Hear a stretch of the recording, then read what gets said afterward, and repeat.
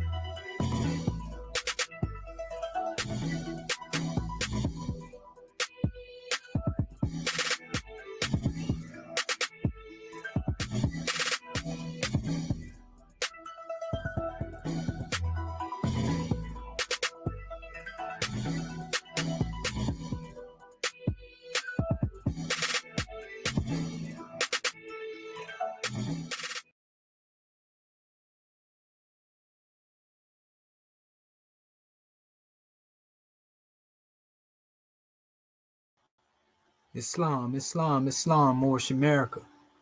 One rise upon the 7 within the circle of justice, mercy, love, and right, and give all praises to the great God, Allah, Father God, Allah, and honors to his holy prophet, honors to our holy prophet, Noble Drew Ali, El-Hajj Sharif Abdul Ali, that is.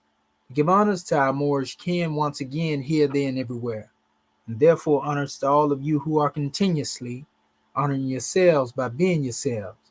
Give honors to our Grand National Seal, Grand National Emblem, National Flag, Divine Constitution and bylaws, and honors to all of you who are indeed a living manifestation and personification of everything, and I do mean everything, the Holy Prophet and the ancestors brought to make us a nation. I want to give honors to all of our family checking in, for this late night library session.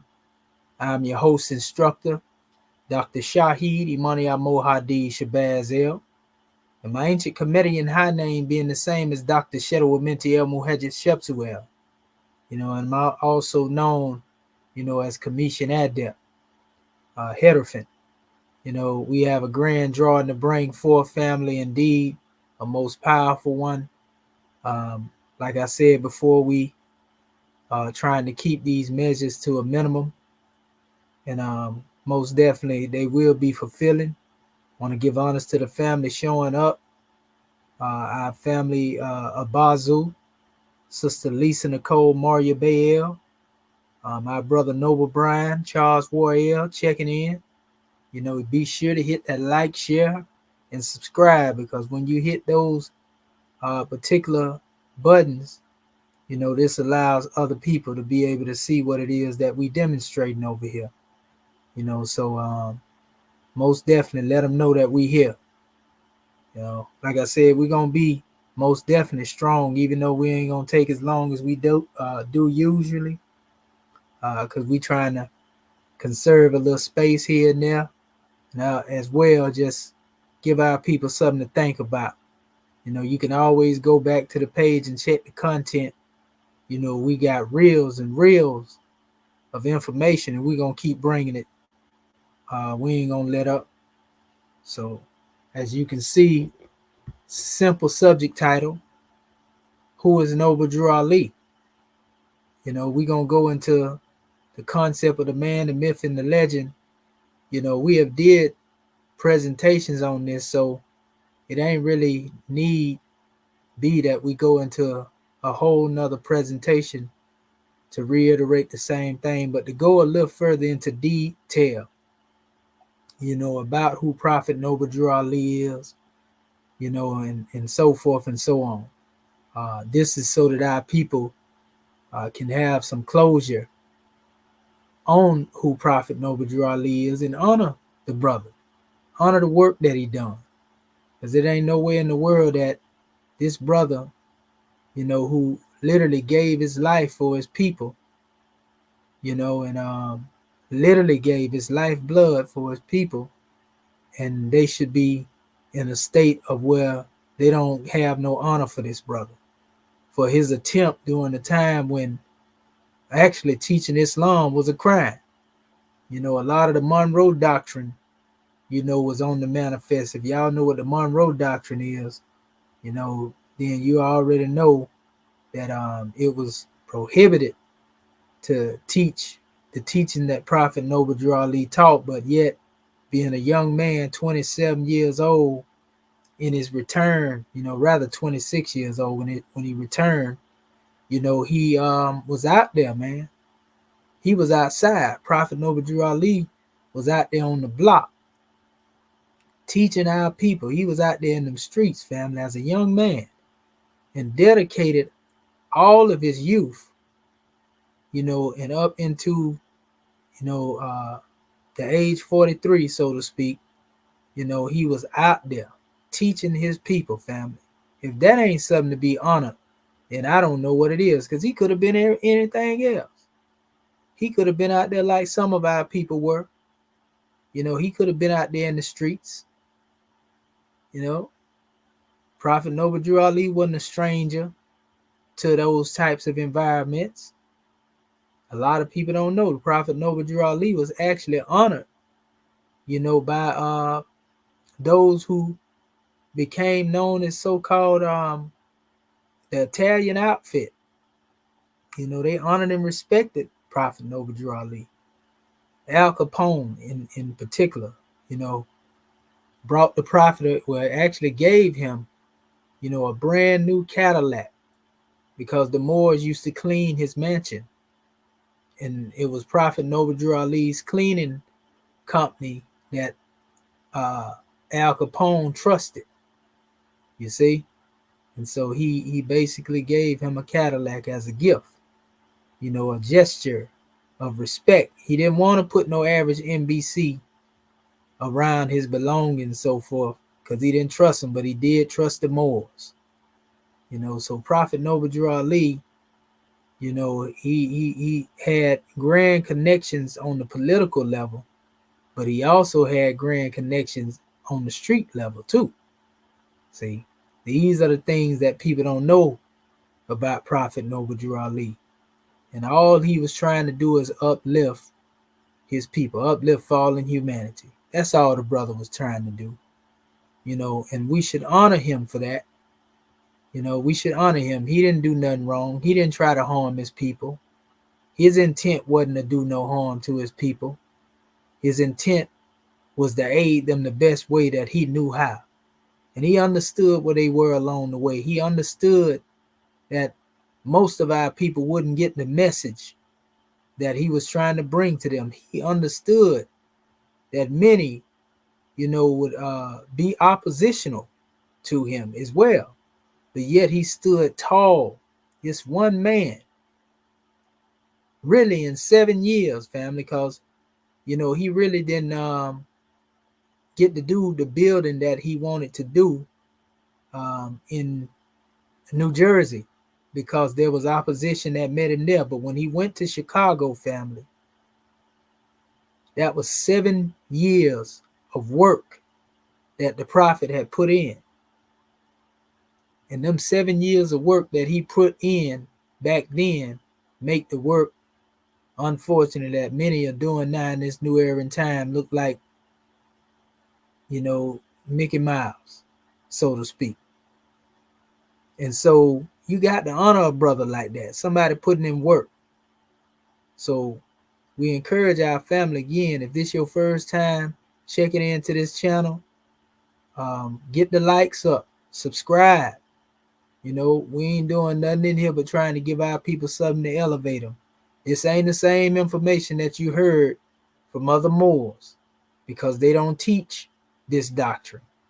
This is totally different than what you have already heard from who you thought were Moors. You know, we ain't here to scam you. We ain't here to teach about no sovereign ideology, because Prophet Noble Drew Ali didn't teach that. You see what I'm saying? He didn't teach anything about no paperwork or none of that. That wasn't Prophet Noble Drew Ali teaching. And I apologize if you've been scammed by those who said that's what it was. Those who have tricked you and misled you and misguided you. And that's why we're here to correct all that misinformation and bring you into a clear conception. And then you can make your decision. You don't have to necessarily become Moorish if that ain't your cup of tea, so to speak. We just want you to have the right knowledge so that you'll be able to respond and let the people know what the real is, as opposed to just going by something because somebody else said it. Because some of our people got that go along to get along mentality when it comes to dealing with the information. Just because their friend told them, even if it's a lie or even if it's untruth, we have those who are amongst our people that will believe it just because it came from a familiar face, somebody they know, you know. And just because somebody say something, family, and they regurgitate something, don't mean that's what it is. So we have to be able to be mature enough in our intellect to be able to accept, you know, the right information when it comes to the manifest. As you can see right here on display, you can see the prophet sitting in his seat of power. And you will see mostly in most of the what you call it, Moorish science temples, they have these seats that will be seated in the temple, which is supposed to be symbolic to the prophet still being present, so to speak. You know, but if you notice above the top of this particular reflection, it states you rather be one than see one. And we talking about swift angels. You know, that's actually terminology that we use. You rather see a swift angel. Be a swift angel, pardon self, than see a swift angel. In other words, you know, that's a grand draw in the and of itself. So we don't want you to confuse the prophet with anything outside of what it is that he demonstrated, because we finna tell you what he demonstrated now. So like I said, you know, like, share, subscribe, because when you do this, this is how we can boost and break through the algorithm. You know, if y'all want to make sure that our people get this message, you know, put it out there, share it with them so that they can get it too, and we can get in here together and get it in. So I want to give honors to our brother Idris Amir as well for showing up, and our brother Barn Dog as well, and also those whom are yet to come. And so y'all already know we're going to be coming from the Book of Fire. And I also, if I have a dropout or something like that right there, y'all just hold fast and we'll come through, because we already know how Rome been playing lately. So let me go ahead and share this screen real quick. Okay. Once I share the screen. Okay, there we go. All right. We're going to pick up where we actually left off in our last bill. And this is actually chapter 1 of the Book of Fire. Who is Noble Drew Ali? Who is Noble Drew Ali? You know, it's a lot that has been said about the prophet. Some people think because they see the name Noble in the prophet's name that he was a Shriner. Contrary to popular belief, that's not true. Noble is actually the English translation of the Arabic word Sharif. You see, and he received that title Sharif when he was in the East. How do we know this? Because we take his truth and his words to be as he told it. And in his oral statements, we will find the statement where he said, I was given a high name over their Moors. He said, if you be good Moors, then I will hand it down to you. Everybody wasn't privy to this. Only the adepts and those who he had made adepts received this high name. So if he was telling you he was given a high name when he was over there, this is alluding to the fact that he was over there first and foremost, meaning in the east. But also, Noble Drew Ali was not the high name because they already knew that name. So what was the name that he said that he would give to them if they were good Moors? You see? El-Hajj Sharif Abdul Ali. El-Hajj has to do with what? His pilgrimage, his Hajj, his journey. See? Into the holy city. Abdul, you see? El-Hajj Sharif Abdul. Sharif and Abdul was given to him by the king of Saudi Arabia, King Ibn Saud, whose seeds or progeny is still on the manifest right now. His bloodline is over there. You know, so he was given those particular names. And then when he got to coming on the way back from over there, you know, in the Far East, and he came, you know, into the West, you know, the region of, you know, Fez, the holy city of Fez, Morocco, Mauritania. When he came back through these particular areas, he was given the name Ali. And for those who don't know, Islamically, when one receives a name in the East, it has a lot to do with the bloodline that they believe that you are connected to, or you may be connected to.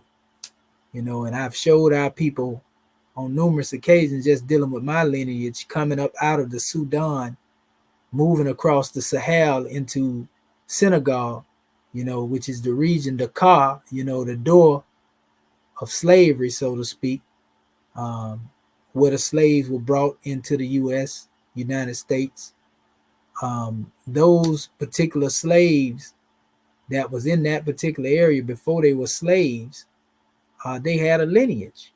You know, you got to remember who it was that actually established, you know, the Islamic State over there.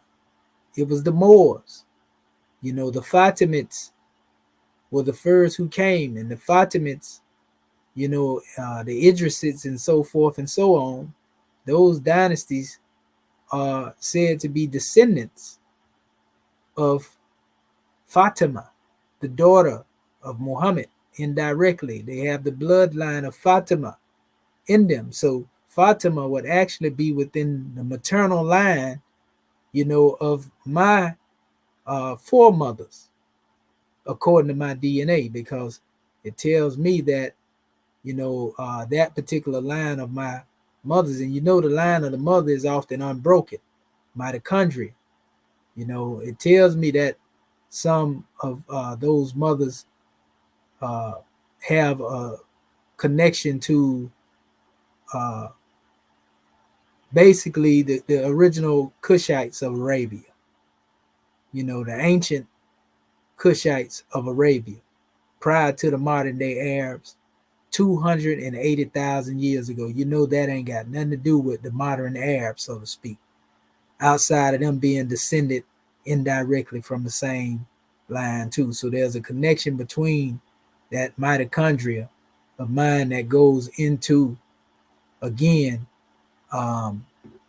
ancient Kushite Arabia, and also Sudan.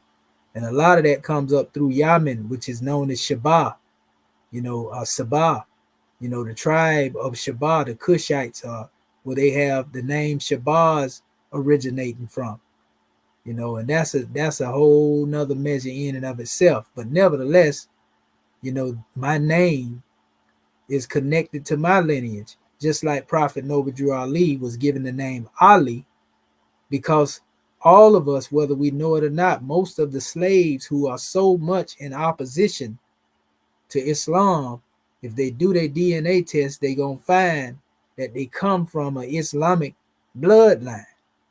You seen the movie Roots. So ask yourself, if you were part and partial of this lineage prior to your enslavement, then why is it that you hate that portion of you? And when we say Islam, we actually deal with what we call Islamism in the Moorish paradigm. In fact, when we say Islamism, we're talking about Sufism, Tasawwuf. We're talking about the mystic teachings of Islam. The same thing our brother John Henry Clarke spoke on. So Prophet Noble Drew Ali's name represented his journey, represented his Hajj. It represented his station. That's why they called him Sharif, noble. Abdul, also servant. Servant of Allah, not a slave to man. And Ali means the most high, the most exalted amongst our people at that particular time. Nobody can deny that. He was the most exalted in consciousness during his time. There wasn't nobody out there teaching what Noble Drew Ali taught him. We have proved in some of the information that we brought forth recently, a few weeks ago, that Prophet Noble Drew Ali, in the history that he brought us, when he dealt with the divine origin of the Asiatic nations and the capital empire of the Dominion of Africa, in those particular pieces of literature, which are part of the collection that we call the Book of Ali, Prophet Noble Drew Ali spoke on genealogy in that portion, and that genealogy we find actually matches what the scientists have found later. So this says that his information is to be trusted, though many was just disagreeing with it because they didn't know what was being said. Half of the people disagreeing with Prophet Noble Drew Ali have no idea of the meaning behind the teaching. They just disagreeing because somebody else told them, they didn't like Prophet Noble Drew Ali, and so now it's some opposition. It's smoke. Some of our people like to start something. They like to start, like Michael Jackson said, you got to be starting something. You see what I'm saying? Some of our people, they just like starting something. Prophet Noble Drew Ali been gone, 100 and some odd years, did a lot of great works for our people. And you got a Negro or NBC that ain't did nothing, ain't gonna do nothing, got the audacity to speak ill will against the brother. This man did in 7 years what ones ain't been able to do in this new era in time to date. You see? But everybody want a fat mile, and put misinformation and disinformation. It's not all coming from people outside of the paradigm. We got to blame some people that are claiming to be Moorish within the ranks that have been putting this misinformation out here. And some of them don't even know better. They were only going by what it is that somebody said to them. So we ain't going to throw them under the bus and beat them up either too much. We're just saying when the truth is on the manifest and you have an opportunity to be able to hear the truth and you reject it, after that, then justice is a reward or penalty after one has received the law. Now I ain't got nothing but some scimitar talk for you. You see? So if your only opposition toward Noble Drew Ali is because of what you heard from somebody else and you ain't never read it, then check yourself. You see? Because now you have an opportunity to get the truth, the unadulterated truth, the uncut truth, and the whole truth and nothing but the truth. So help you exert the God within you. You see? So can't make it no plainer than that. So yeah, we ain't gonna address all of these points here, but there are a few in here that we will address, and we'll let you know when we get to the stopping point. Like we say, we don't want to make this thing a long, drawn out demonstration. We want you to be able to digest what we give to you, and do your own research. I will say this: Europeans I have seen have demonstrated more respect toward Prophet Noble Drew Ali as far as addressing his history than most of our own people. You got Europeans out there that speak highly of Prophet Noble Drew Ali, and most people consider them the adversary, right? But yet they got the respect enough, to know that this brother came to uplift his people. He didn't come teaching hatred. He didn't come teaching slander, lewdness, murder, and everything that harm. He came to teach the people, the world, to love instead of hate. And his message, though he was sent to the Moorish American Muslims in particular, in general, his message was brought to uplift fallen humanity. So what did he bring the Moors that was very important, that many people overlook? He brought us the 18 missing years of the life of Yehoshua, Jesus. And he did not get this from Levi Dowling. We already did videos on that and proved that as well. Levi H. Dowling was a part of the Indologist movement, and he got his particular version from whoever he got it from, and it was whitewashed. When Prophet Noble Drew Ali got what he got, he tell you exactly where he got it from. He didn't say he got it from no spookism, nor did he claim to bring, a new book. But he knew that it was necessary that our people come into a clear conception of who Yehoshua was, as opposed now to what they had been taught according to the Bible. So that's why he introduced, the teaching of the 18 missing years first. He was trying to wean our people off of the false narrative of that Christian and Jesus doctrine. You see, that's all he was trying to do. He tell you, I showed y'all in Our Authority, where he told you right there that his measure was to demonstrate the faith of Muhammad and the great Quran of Muhammad. So we know he had intention of exposing our people to the Quran itself. And ain't no doubt in my mind, Prophet Noble Drew Ali knew Islam. We proved this, in our last video, dealing with the 5 principles or 5 pillars and 7 articles, that he indeed taught teachings that are consistent with Islam. From the outside looking in, and those who don't understand exactly what it is that he taught, they are the ones who are in a disarray, have a misunderstanding of what it is that the brother was teaching. You see? So I say this to you: if you are Sunni Muslim, if you are Shia, whatever sect that you claim to be a part of, because Prophet Muhammad, pardon himself, didn't claim we were any, it wasn't Prophet Muhammad that said we was Moorish Americans either. You see? But that doesn't make us wrong for claiming our nationality, because the Arabs have a nationality. Everybody else in the world has a nationality. So Prophet Noble Drew Ali, in his teaching, what we were in need of, just like the Arabs were in need of a poetic message, because they was praising poetry. So the Quran had to come with a poetic degree, just like Moses had to come, with a measure that took the Israelites beyond idolatry. Just like Yehoshua had to come, to teach the Christians, how to love, so to speak. Just as Muhammad had to come to the Arabs as well and take them out of the idolatrous mindset that they was in as well. Prophet Noble Drew Ali's measure brought to us here in Moorish America was to bring us our nationality and our divine creed, because those 2/5 would make us a whole in 5/5, because we was looked at as 3/5 of a human being, subhuman, chattel, aka cattle. You see? What are 3/5? Mind, body, and soul. You have a mind, body, and soul, but it's being controlled by somebody else. They have made you their property. They made you their slave. So that's what 3/5, that real clause of 3/5, has to do with.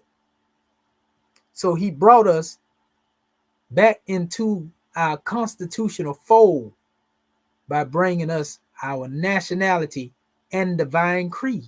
That's simple. It's not complicated. It's not rocket science. It's more science. You see? So this is what Prophet Noble Drew Ali came to do. What is our divine creed? He referred to it as that old time religion. You know, religion in its original root had to do with what we call religion, or a return to the source. This is what he was teaching when he said that old time. He's talking about the same thing that was taught by ancient Kemite ancestors, because they were the first to have a spirituality or a system of divine creed. This is where it started at. All of us, no matter who we are, you know, when it comes to the spectrum of, you know, religiosity, every particular work on the manifest owes homage to Kemet. Yeah, we had other Afrocentristic places, but most of them are traced right back to Kemet as well. You know, yeah, we had other systems on the manifest, but Kemet is the most renowned and the most recognized, so to speak, that we can actually find the records, you know, existing of their greatness. And that was demonstrated by our ancestors. So let's start with this first portion up here. It says about the life of Noble Drew Ali. Who is Noble Drew Ali? He is Allah's prophet. We're going to go into that. A lot of people like to, you know, go into a bunch of slander just on that, especially if they think they Muslim and they think they Orthodox and they think they know what they're talking about. But we don't expose that as well. And when we do it, we don't expose that to try to beat them up. We just trying to get them clear conception and understanding. Because ain't nowhere in the Grand Quran where it said that Prophet Muhammad was the last prophet. It don't say that in the Quran. That come from the Hadith family. Make no mistake about it and get you some understanding. And also, you know, when it says that, and even we already seen, even in the Hadith, for those who accept that, his wife, you know, his own wife, Aisha told the people, say he is the seal of the prophets, but do not say he is the last. You see? So if they accept that, and that's a sound Hadith, then they should be willing to accept that. And I have a measure where I broke all of that down. All you got to do is go look at some of the last few videos that I demonstrated in the last couple of weeks. You know, it's been building up to where we are now so that you won't have to deal with questions, you know, that will kill you mentally. In fact, the term that is used in the Arabic is khatam and nabi'in. You know, khatam means seal and nabi'in mean prophets. You see, when it says seal of the prophets, you know, and I had actually exposed this a few times. A lot of people don't know that the term khatam, you know, for seal actually exists in the ancient Kemetic language. It also exists in the Hebrew language. You see, and it means the same thing, basically, prophet. It means more Lord, you know, well, Nebu, or Neb, pardon self. Neb means Lord and Master in the Egyptian language, you know, but it is the equivalent of Nabi, you know, which we call prophet. But then the word Khatam actually means seal. And there are many men who bore that title in ancient Kemet, the keeper of the seal. And there were many seals that they were the keeper of. The main one in reference to Khatam and Nabi'in in the Arabic, you know, equivalent to that is, you know, the keeper of the seal of God. See, that would be more equivalent. The Kemetic measure of the keeper of the seal of God would be more equivalent to the measure that deals with what we're talking about. So this is Kemetically before the Quran ever existed. So stop acting like Khatam is some new word. And it simply meant seal as in a stamp of authenticity. In other words, if you don't believe that Muhammad was a prophet, then he is Allah's prophet. Allah co-signed him, even if you don't believe him to be a prophet. That's what khatam mean. It's a seal. It's a stamp of approval. You see what I'm saying? So we can say that Muhammad was the last prophet that ever came to the Arabs. We ain't denying that right there. But we ain't seen nobody else come after him to the Arabs. But that didn't mean that one wouldn't be sent to us, because the Quran said that he would raise up a witness from all people. That way they won't have no excuse. You see, the word used there is shahid. Even Allah himself said he is a witness among the people. When two or more gather together, Allah is the third. He is the witness, just like the Piscean or the Bible say. When you together, the Most High is in your midst. But when you look at it from that standpoint and you understand it, we have to understand what is the criteria of a prophet. You see, what makes one a prophet? What is, the evidence that one is a prophet?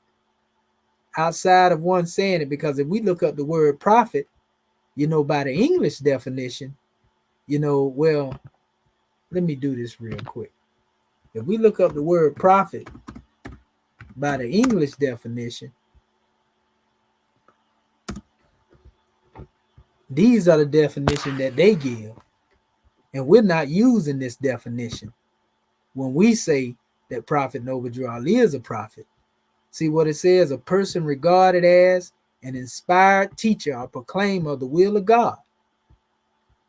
Prophet Noble Ali was definitely inspired. He was definitely proclaiming the will of God. He proclaimed that the will of God and man were one, right? That's cool, even though this is not the definition we draw from. But this can be any man. This can be any inspired teacher or proclaimer of the will of God.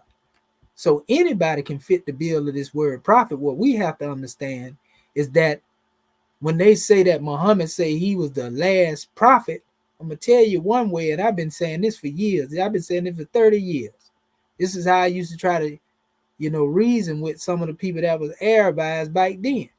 We must understand that this word prophet didn't even exist when the Quran was revealed. This particular word right here. This word didn't even exist because the English language didn't exist when the Quran exists. So one is a liar if they say indefinitely Prophet Muhammad. We use the term prophet. They're a liar when they say that, it said that he was the seal in the sense that he is the last prophet, because this language didn't exist then. This word didn't exist then.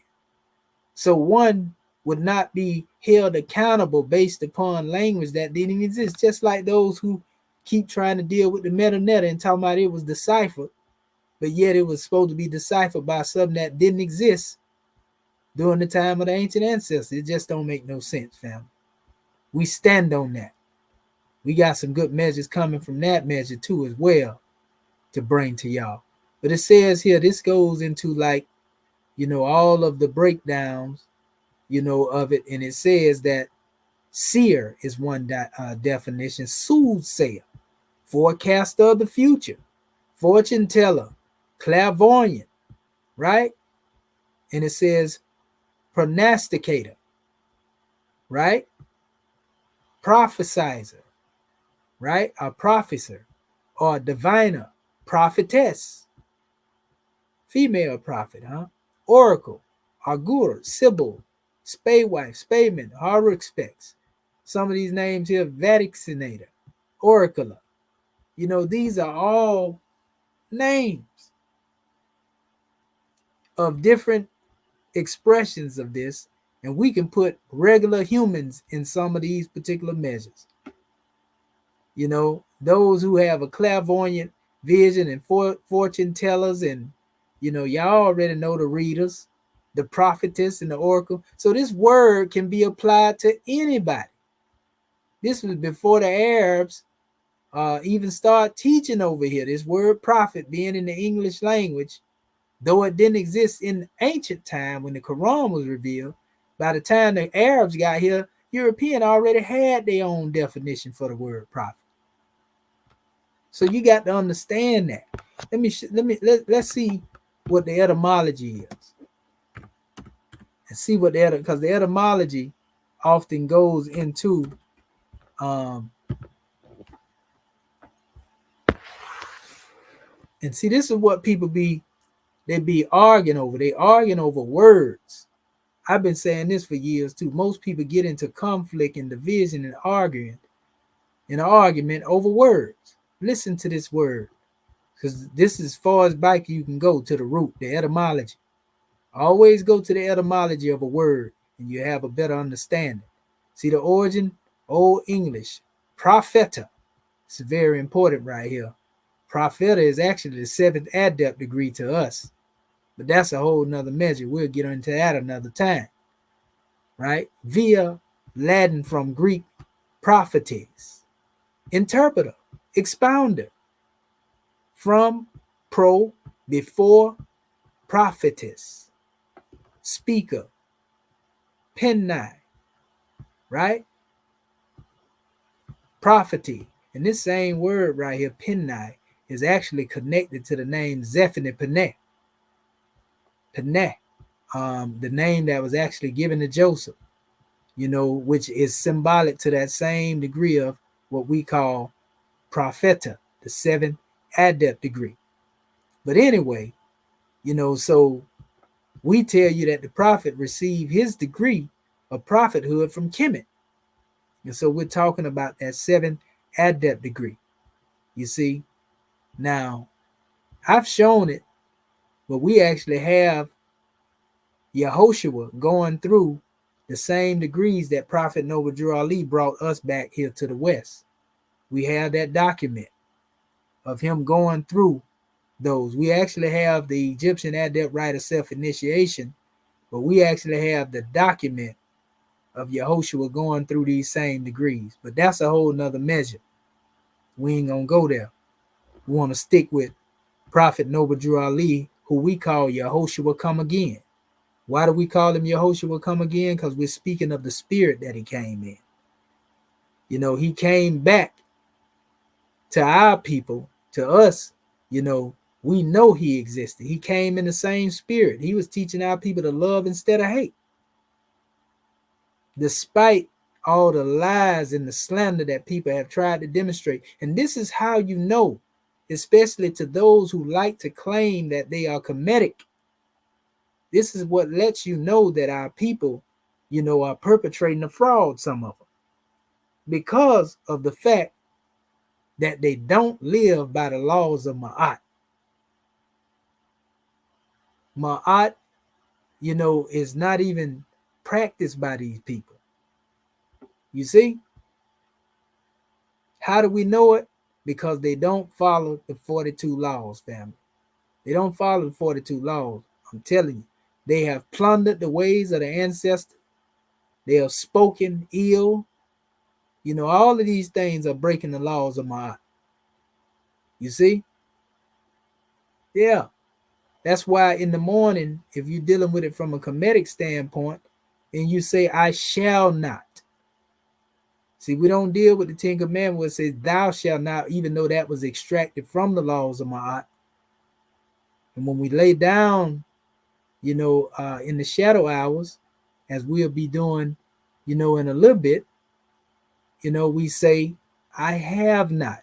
So now, your sun of consciousness, as it goes down into the shadow hours, you can lay down in good conscience that you have not offended, you have not harmed, you have not hurt anybody, in any type of way. And that's why Prophet Noble Drew Ali said, when it came to dealing with Islam, that, our Islam is Islam where people are protected from being harmed, verbally, physically, or any type of way. And that in the old time, Kemetically, is known as Hetep. You see, from whence we get the teachings of Tahotep as well, the teachings of peace. And most of those things have to do with self-mastery. And that's why in what we teach, We're not teaching religion, we are teaching self-mastery. That's what our creed has to do with. It teaches you to check yourself instead of trying to judge other people and tell them how to live, their lives. You demonstrate the way that you live, being upright, independent, and fearless. Be an example. That's what Prophet Noble Drew Ali demonstrated. So, again, we can see anybody could receive this title. Now, it was the choice of those in the religious world who chose to use this word as a translation of the word Nabi. But this word is not honorable enough, to be frank with you, to depict the true interpretation of the Arabic word Nabi. It's an attempt to use this word to explain what Nabi is. You see, and once you understand that, you get out of the dogmatism. You get out of attacking people over words and fighting over words. This word prophet is attempted to be explained, explaining the word Nabi, but it's not Nabi. So make that make sense to yourself. And once you're able to do that, then you'll have some peace of mind and say, okay, because he didn't say, Prophet Noble Drew Ali didn't call himself Nabi. He called himself prophet. Now, this brings us to, well, we ain't going by this definition, I know that's what they're asking. Well, Commission, if you ain't going by this definition, what definition are you going by? I'm going to show you this stuff is out here. All you got to do, let me make sure we still okay. Let me show you real quick. All you got to do is type them in and they out there. You go to the 101s, you just this is right there in the Library of Congress if you want to go there too. This stuff is not hidden nowhere, family. See what it says right here. This is the Library of Congress website. Yes, they had a prophet's material there. You see that right there? The Library of Congress. Quran question for Moorish children. Who made you? Allah. Who is Allah? Allah is the Father of the universe. Can we see him? No. Where's the nearest place we can meet him? In the heart. Who is Noble Drew Ali? He is Allah's prophet. Very important. Even if you don't accept him, he is Allah's prophet. What is a prophet? A prophet is a thought of Allah manifested in the flesh. See, this is the definition of prophet that we go by. A prophet is a thought of Allah manifested in the flesh. In other words, you can't stop Allah from thinking. So you can't stop prophets from coming. It says, what is the duty of a prophet? To save nations from the wrath of Allah. That's all he was trying to do. In our Constitution, he said he came to redeem his people from their sinful ways. You see? Redeem. Now ask yourself the question, what in the world is wrong with what Prophet Noble Drew Ali was teaching here? How is this harmful of being taught? I ain't seen nothing in here that's harmful. I seen things in here that's going to help a people if they can abide by. And he is not teaching part himself spookism either. He letting you know who the great God is, not the Arabized way. You see? You can't stop Allah from thinking, people. So we have our own definition for the word prophet. We ain't going by the European definition of prophet. And it gets deeper than rap, people. Trust me when I tell you that. So, now that we have that right there out the way, right? Let's go a little further into the Book of Fire. Oh, our brother Anti-American say he got his Book of Fire today. And he said he on fire himself. Hey, Anti-American. Hey, that's a big book, ain't it, brother? Yes, sir. Everybody got to get their copy, I'm telling you. And it's autographed. That's right. I told you he'll get it to you. You know, and y'all got to get y'all book of fire too. You know, I'm gonna keep putting it up here in PDF, but you know, you want to have a hard copy, 777 pages, a straight fire, burning up falsehood, root and branch, family. The only true autobiography of Prophet Noble Drew Ali out here. Written by Adept, Third Heaven Adept Edition. So let us get into this measure a little bit. Who is Noble Drew Ali? We can see the prophet here in the circle with his adept. You see the goddesses up here surrounding him. You know, we see some individuals. That's Claude Green, one of the ones that actually turned coat on Prophet Noble Drew Ali.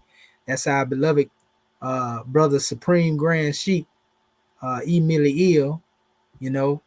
And you see he got books upon books, and he demonstrating that comedic, you know, gesture of Ka. You know, Prophet Noble Drew Ali, the Egyptian adept, you know, standing up there demonstrating, you know, as he was, and as he is, and as he evermore shall be, working from the plane of soul. He ain't dead. Who is Noble Drew Ali? Allah, the great God, is the provider of all the prophets and guiders and guardian angels of nations and sustainer of all worlds. We pray, may your peace and blessings be upon them all. About the life of Noble Drew Ali, Professor Drew taught in his holy instructions the ground must be prepared before corn be planted. The plotter must build his furnace before he can make his porcelain. The main reason only a few Americans have heard of Noble Drew Ali, and fewer still know the truth of his life. Let me make sure. Okay, yeah, we good. Is because the Western mentality has never been prepared to receive knowledge of the truth, self, or universal divinity. It is humanly possible to recognize an avatar when the very nation he is born through remains buried under the rubbles of their conqueror's law. They're too distracted by the law, dying by the law. They're too distracted by that to be able to see that they had a redeemer that was raised from amongst them. You think we the only people here on planet Mud, topside planet Mud, that ain't had somebody that was sent to us? We know mostly every time there was somebody that was sent, they came from our lineage and our bloodline. You know, even prior to coming over here, we had divine warners and divine leaders. Most of the prophets, you know, have our lineage, you know, bloodline wise, depending on what tribe it come from. You know, so you think that we wasn't going to get the truth over here too? The Most High in the Quran, Allah said he going to send one to all people. So we had to have somebody come to us, people. If not Prophet Noble Drew Ali, then who? We give honors to those who came behind him, claiming to be messengers and master teachers that done their work, because they too, you know, demonstrated that minor prophetic degree. You have major prophets and minor prophets. But anyway, it says this is especially true. It says, for those with the lowest remnants of American education and religious tenets, the so-called Negroes, colored, and black people, NBC. These remnants are equally measured in the teaching arena as receiving college training, as compared to what Drew Ali called a good European education. It should be noted there's a vast difference between education and training. So we got too many people among our people that think because they got a bachelor's degree, because they got a master's degree, because they got an associate's degree, because they got a business degree, because they got a doctor's degree, because they got a lawyer's degree from the European institution. They think that this places them a cut above the rest, but we find out upon investigation that this is nothing more than higher training if it's not used to uplift you and your people. If you become a tool of oppression as a result of your knowledge that you gained from the European, then you were nothing more than highly trained to become a slave catcher, highly trained to become a slave maker, highly trained, to become a slave breaker, highly trained, to become a slave holder for your slave master. Period. Now, this ain't going at somebody for gaining degrees and learning. We are saying those who have used their talents to enrich the same individual that has had their foot on our necks for years and have not brought these talents back to build their own nation, to uplift their own people. We are saying that they are no more than those who were trained. They weren't truly educated, because the root of the word education, when you go into it from an etymological standpoint, education means to draw out. It means to draw out, and it will draw you out of your ignorance if you are truly tapped into what education is. So you have been trained to turn inward on yourself because your thoughts are inverted. Your thoughts are upside down. You see? And this is why you have educated fools, basically eloquent in their own ignorance. This is both in the world of academia, when it comes to some of our people, as well as those who have been self-educated. They are educated fools. Not because they don't agree with me, not because they don't agree with you. It's because they are basically regurgitating like a lapdog, standing in defense of massa. They don't even know that they're defending, jumping through the hoops that massa told them to jump through, because they think that that way is the right way. So if you think like that, if your wisdom is to tear down those who have been of greatness among our people and have been written out of history purposely they have wrote Prophet Noble Drew Ali out of the historical narrative. And if you stand in defense of that and you attack this brother and not be able to do the same work, and you are using your eloquent ignorance to try to sway our people, then you are the enemy of men amongst our people. You part of the problem. And you know what they call you in most cases. But we ain't gonna go there right now. Want to stay focused on the prophet. So education is reserved for nations, families, and cultures to enhance the prosperity of their future generations, whereas training is strictly for property to ultimately reciprocate to the express purpose of security, development, and gratification of the owners. You see? So they teach you enough to let you run around the yard and proclaim, I graduated, I got my education, I came through HBCU, all this stuff here, right? But you have no knowledge about that which will make you a true executive ruler of a nation. I don't care about now, doctor, lawyer, or whatever it is that we have amongst us, and that ain't take nothing away from them. I'm saying ain't now one of them yet free to date. And even when it comes to their so-called credentials, if they say the wrong thing, they take them from them. So those who you allow to define what freedom is to you, they have the ability to take that same freedom from you. So please don't let them free you. Please don't let them say they educated you and gave you no credentials. Even with the best of training, a slave would never be greater than his or her master. It does not matter if their training produces the highest degree of athletes, judges, politicians, generals, billionaires, celebrities, or the hoi polloi, etc., etc. The circumference of their personage limits them to remain hoop jumpers. From the masters, it says, and with nothing to accredit toward themselves or their people as a nation. This is not to say The 3 R's are not individually beneficial. Reading, writing, and arithmetic, right?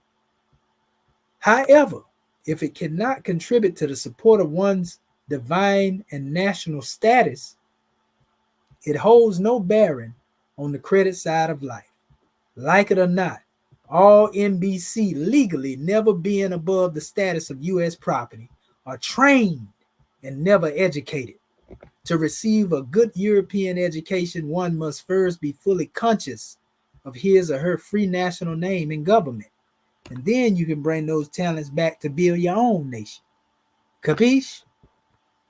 So it says miseducation is the current politically correct terminology for the training of property. These are those who don't or do not think they are worthy of the great God's grace and equate all blessings, food, shelter, clothing, etc., as from God in the personage of their former slave masters.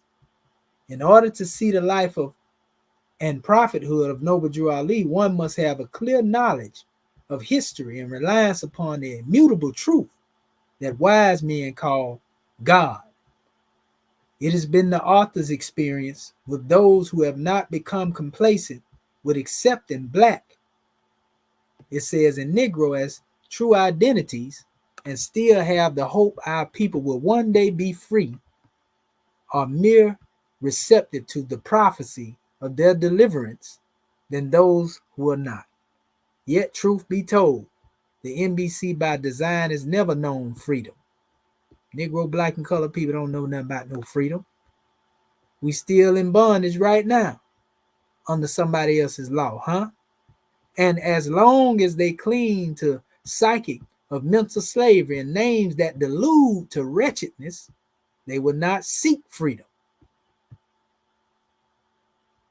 It don't get no plainer than that, do it? It says the atrocities are curtain of Africa's natural persons that were enslaved in America must be consciously raised and revealing a light which features both the seer as well as the seen of this mad mass production of a nationless people. In every melodrama of human life, there's a seer and the seen. The seen are those who are always on the stage portraying the script that has been written for them.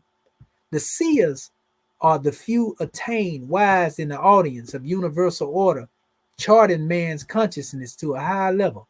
So ask yourself, are you amongst the seers or are you amongst the seen? See, 3 types of people in this world. In all actuality, those who you basically make things happen, those who watch things happen, and those who wonder why they happen. Anyway, seers always see the scene, but because of their roles on stage, the scene rarely see the vision of the seers until they too come off stage. It says, before anyone can acquire a good understanding of the life, works, and teachings of Noble Drew Ali, they must come off the stage of actors where all characters are white folks, or black people, ex-slaves or ex-slave masters, Christians or Muslims, and fraternal or profane. These are mere stage names and will burst in time like bubbles in flight. One of the main reasons Noble Drew Ali has never had notoriety as hundreds of Negro leaders or the fame of an Arab thinker is simply because he has never portrayed these parts and was never seen on the stage of these human events. This is to say, if a historian is swinging the bat of history attempting to hit the ball mark Noble Drew Ali as a black man, Freemason, Christian, or Muslim, all they would hear from the umpire is strike. It would be futile to attempt circumscribing the divine life and brief 47-year earthly appearance of Noble Drew Ali. It says, however, in order to grasp the essence of this spiritual truth being born among Africa's recycled victims of psychological slavery, it is of prime importance for the reader to have faith that the God of our forefathers would not leave us to be perpetual the perpetual Negroes, blacks, and colored people which the Europeans produced. Hope is difficult to sustain from one generation to another. Yet, through the darkest hour of slavery, we as a people were never abandoned and never alone. On stage, many in starring roles would have you believe the stage names are true identities or proper statuses of blacks who have been free, to be blacks, and being black and free is linguistically correct. Noble Drew Ali was the first to advocate the word black according to science means deaf. And y'all seen me go into this history the other night, so you should understand what's being said here. And it's the furthest word from freedom, especially through the spiritual limitations of English, which has never been spoken in the pure truth and interests of the earth sun-kissed people. Even if it were possible, the bastardly English language is not equipped with the words to transliterate infinite saving powers of Africans brought from the great God to his love-starved people. And that's the same thing I was saying earlier about that word prophet. You got to be careful who lenses that you interpret these words through, because that's part of the reason why we have so much confusion and division. You're arguing about the language of the slave master, not knowing that you're utilizing his interpretation. It says, as an example, there's no single English word. It says, or name for one or the one great God.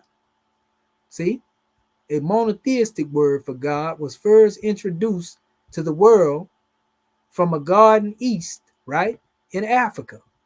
And it's talking about a Kibbalah under the religious creed.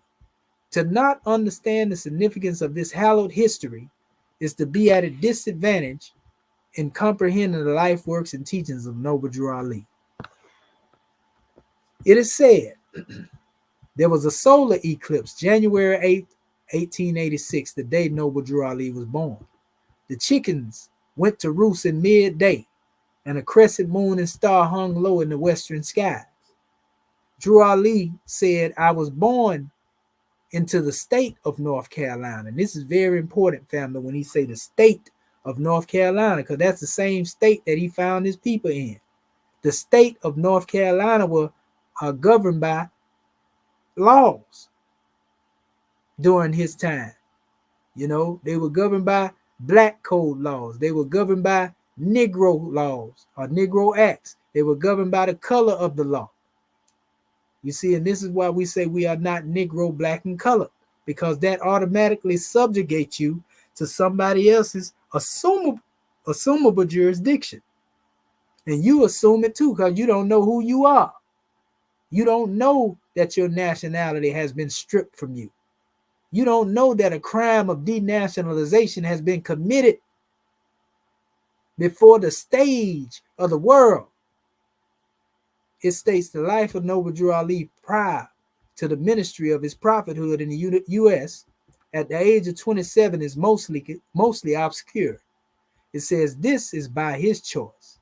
He said, I didn't tell anyone where I was born or who my parents were, because I didn't want people making a shrine out of the place or make over my parents as was done with Joseph and Mary. This is what Prophet Noble Drew Ali said. It says, by this, he was referring to the Moors being distracted from his coming and purpose by outside show. Also, how the European world has commercialized a nativity shrine out of Yehoshua's birthplace and made a white god out of him and made his father Joseph into a mason and the holy mother of God out of his mama Mary. Now, who's seeking the entire life works and purpose of the coming of Yehoshua, especially the 18 missing years purposely omitted from the Greek Bible? Under today's Western thought patterns, these 18 years would be commercialized into a spiritual intensity. It says insensitivity.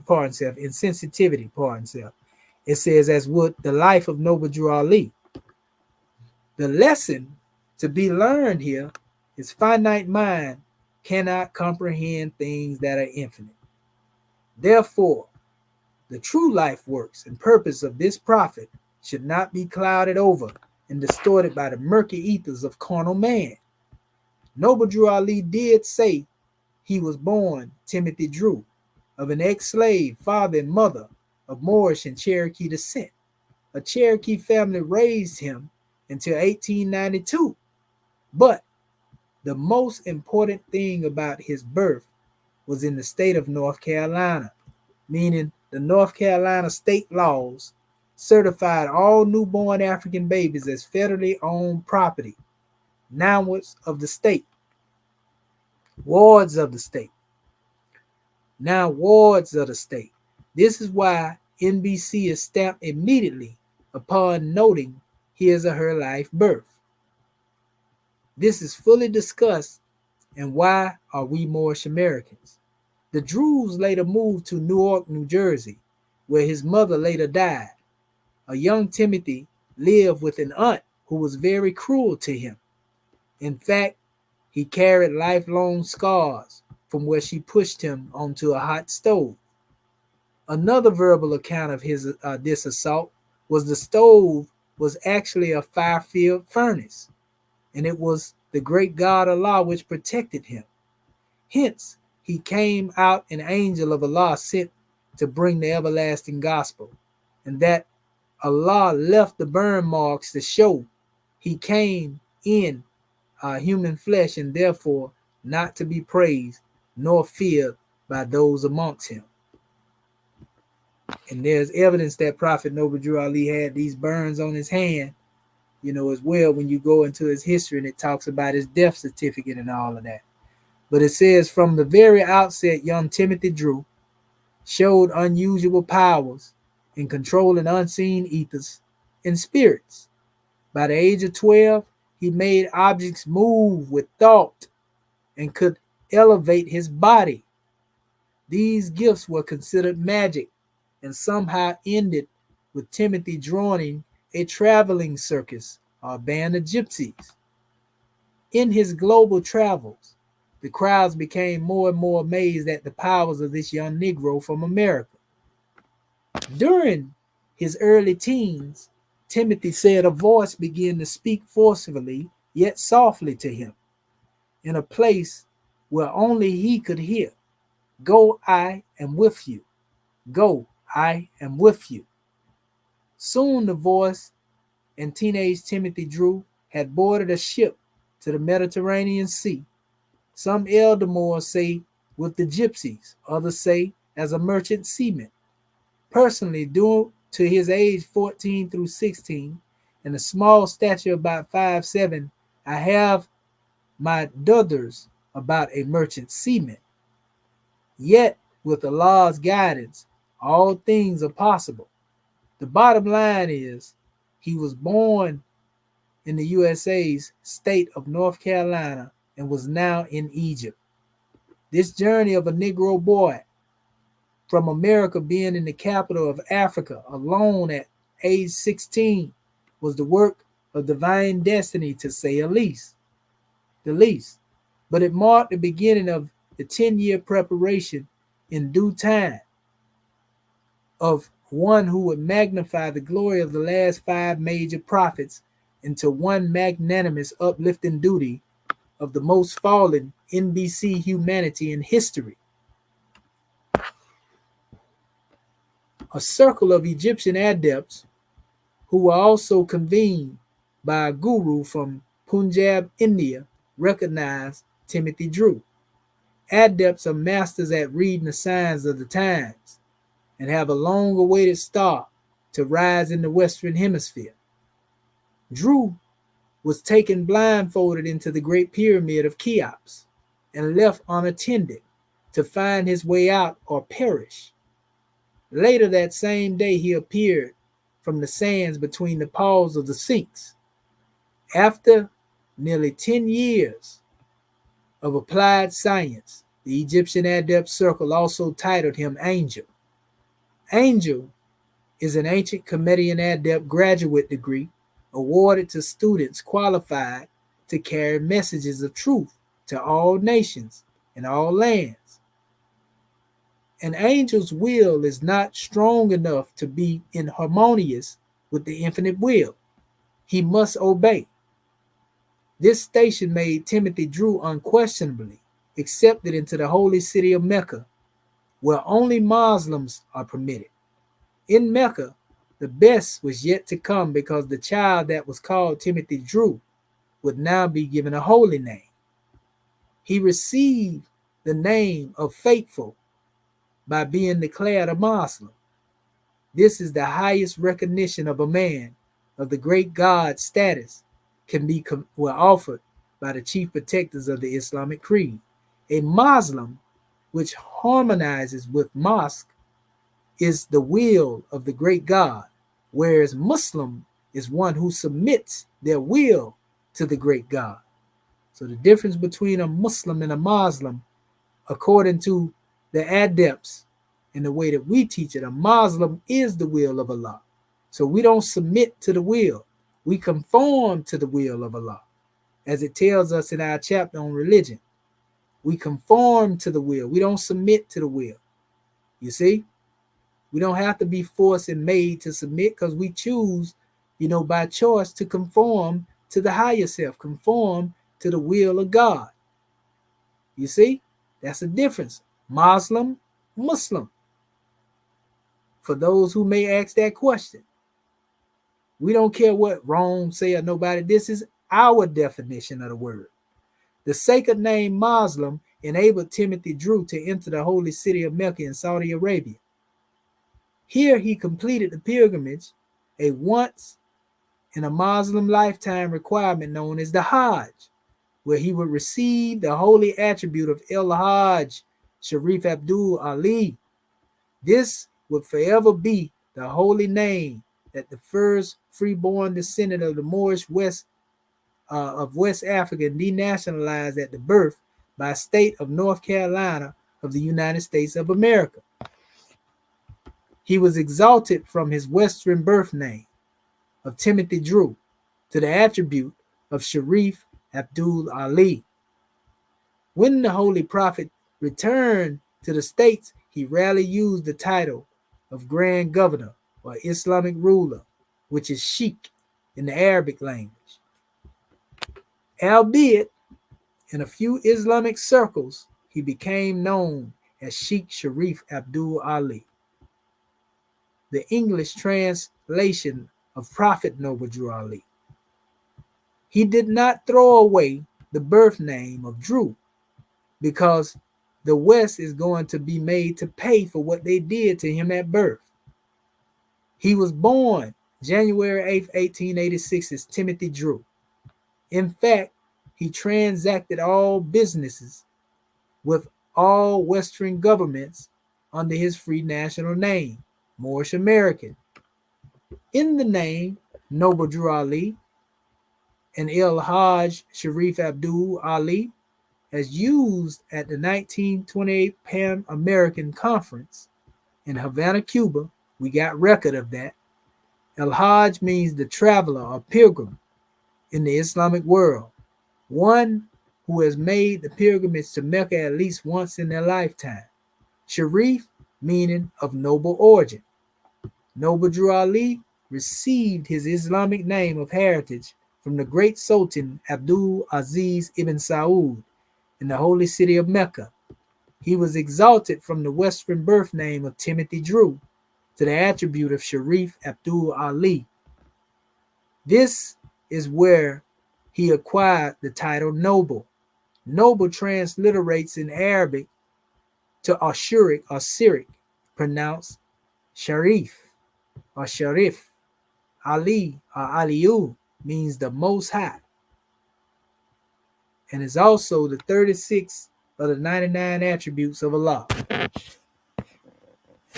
So it says, what is a sheikh? I shall prepare a table before you in the presence of thy enemy. It was upon this prophecy El-Hajj Sharif Abdul Ali, standing as Noble Drew Ali, began his duties of a prophet in the United States of America, under the USA First Amendments, freedom of religion. The Holy Prophet found the first Islamic religious institution in the history of North America. Noble Drew Ali founded the Moorish Science Temple of America, MST of A mostly religious organization with the power to appoint and consecrate its missionaries. In accordance with Islamic traditions, Drew Ali named the stations of his organization's members, sheikhs, and adepts. These progressive titles reflect both the customs of their ancient forefathers and sincerity to decline from the shallow grave of USA slavery through the knowledge of self into the graduate degree of being a Moorish American. The latter is the ultimate duty of a prophet when producing an independent, clean, and pure nation of people. In line with propagating the faith, the MST of A was designed as a Sunday school of higher learning, where his people could learn how to be themselves, Moorish Americans, and extend the learning and the truth of the great Prophet Ali in America. However, this original teaching business was instantly diminished after Drew Ali passed his flesh.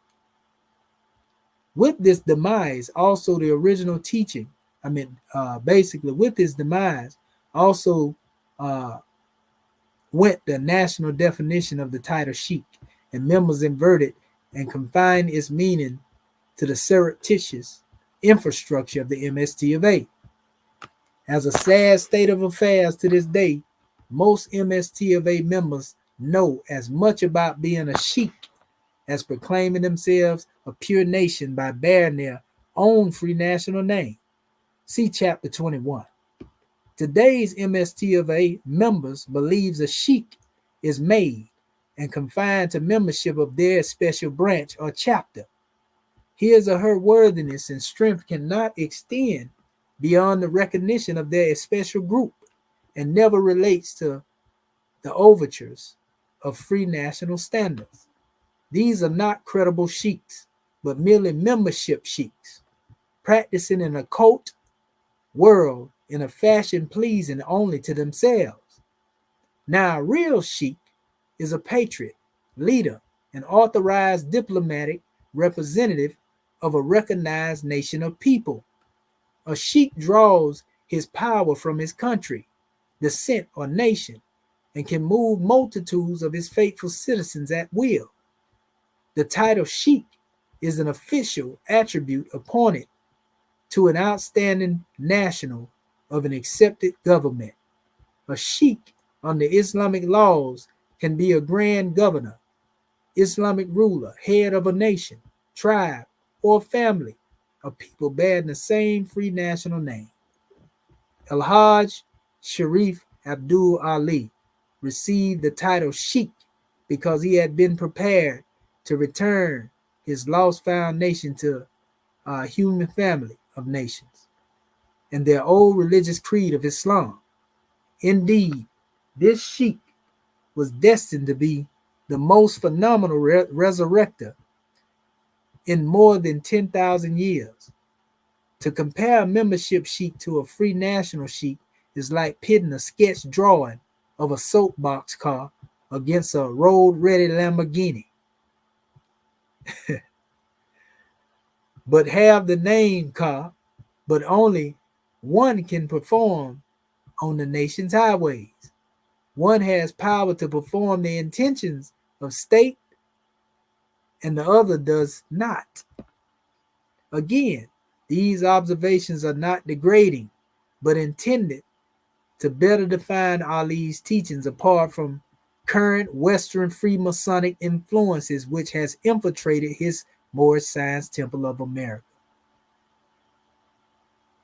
Listen to it, family. The chairman is very clear in the statements he makes. He said, there's no such station as a sheikh without a nation. Membership sheiks are acting in the semblance of the officials of a nation, while in the settings of a religious organization under the Englishman's yoke and law.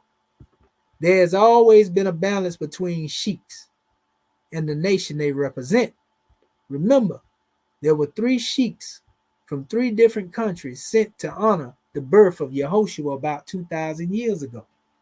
Noble Drew Ali as El Hajj Sharif Abdul Ali, Sheikh Sharif Abdul Ali, represented the Moorish Americans at the Pan American Conference in 1928.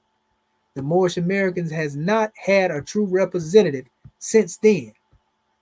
To this date, July 2008. When the Prophet returned to the States, he would rarely use the Arabic titles except for Ali, albeit in the few Islamic circles, he became known as Sheikh Sharif Abdul Ali. The English translation of Prophet Noble Drew Ali. He did not throw away the birth name Drew. He was born 1886 as Timothy Drew. In fact, he transacted all business with all Western governments under his free national name, Moorish American. But the tribal name of Drew Ali, it says, he often told Moors the higher meanings of his royal Moorish customs, fairs, and name, chapter 19. During the next 7 years, Sharif was given many sacred texts revealing the creation of all the worlds, the history of the angels and the origin of the human family, the true story of all the prophets, sages, masterminds, and how to go within a council with them at will. They never die. He was taught of his many other missions to the earth as Adam, Solomon, Yehoshua, and Muhammad, given the complete enlightenment of Confucius, and the ancient Chimerian mystery system of 7, the perfection of man. He affixed to memory every word, works, and deeds, most of which he had later placed in his holy Quran of the Moorish Science Temple. This little book is sometimes called the Circle 7. See Revelation 10, the 10th chapter. Speaking of the greatest little book, Drew Ali later told the Moors in the U.S., I got here just in time, just before the fire. I had to come like a thief in the night because the Europeans were looking for me with airplanes and with dreadnoughts. When I arrived in the U.S., they asked me, where are all those books you have? Ali just smiled. But when the time was right, he went to the printer and transcribed every word of the Holy Quran from memory. The printer was amazed. Noble Drew Ali had returned from the East and arrived by ship in the port of New York.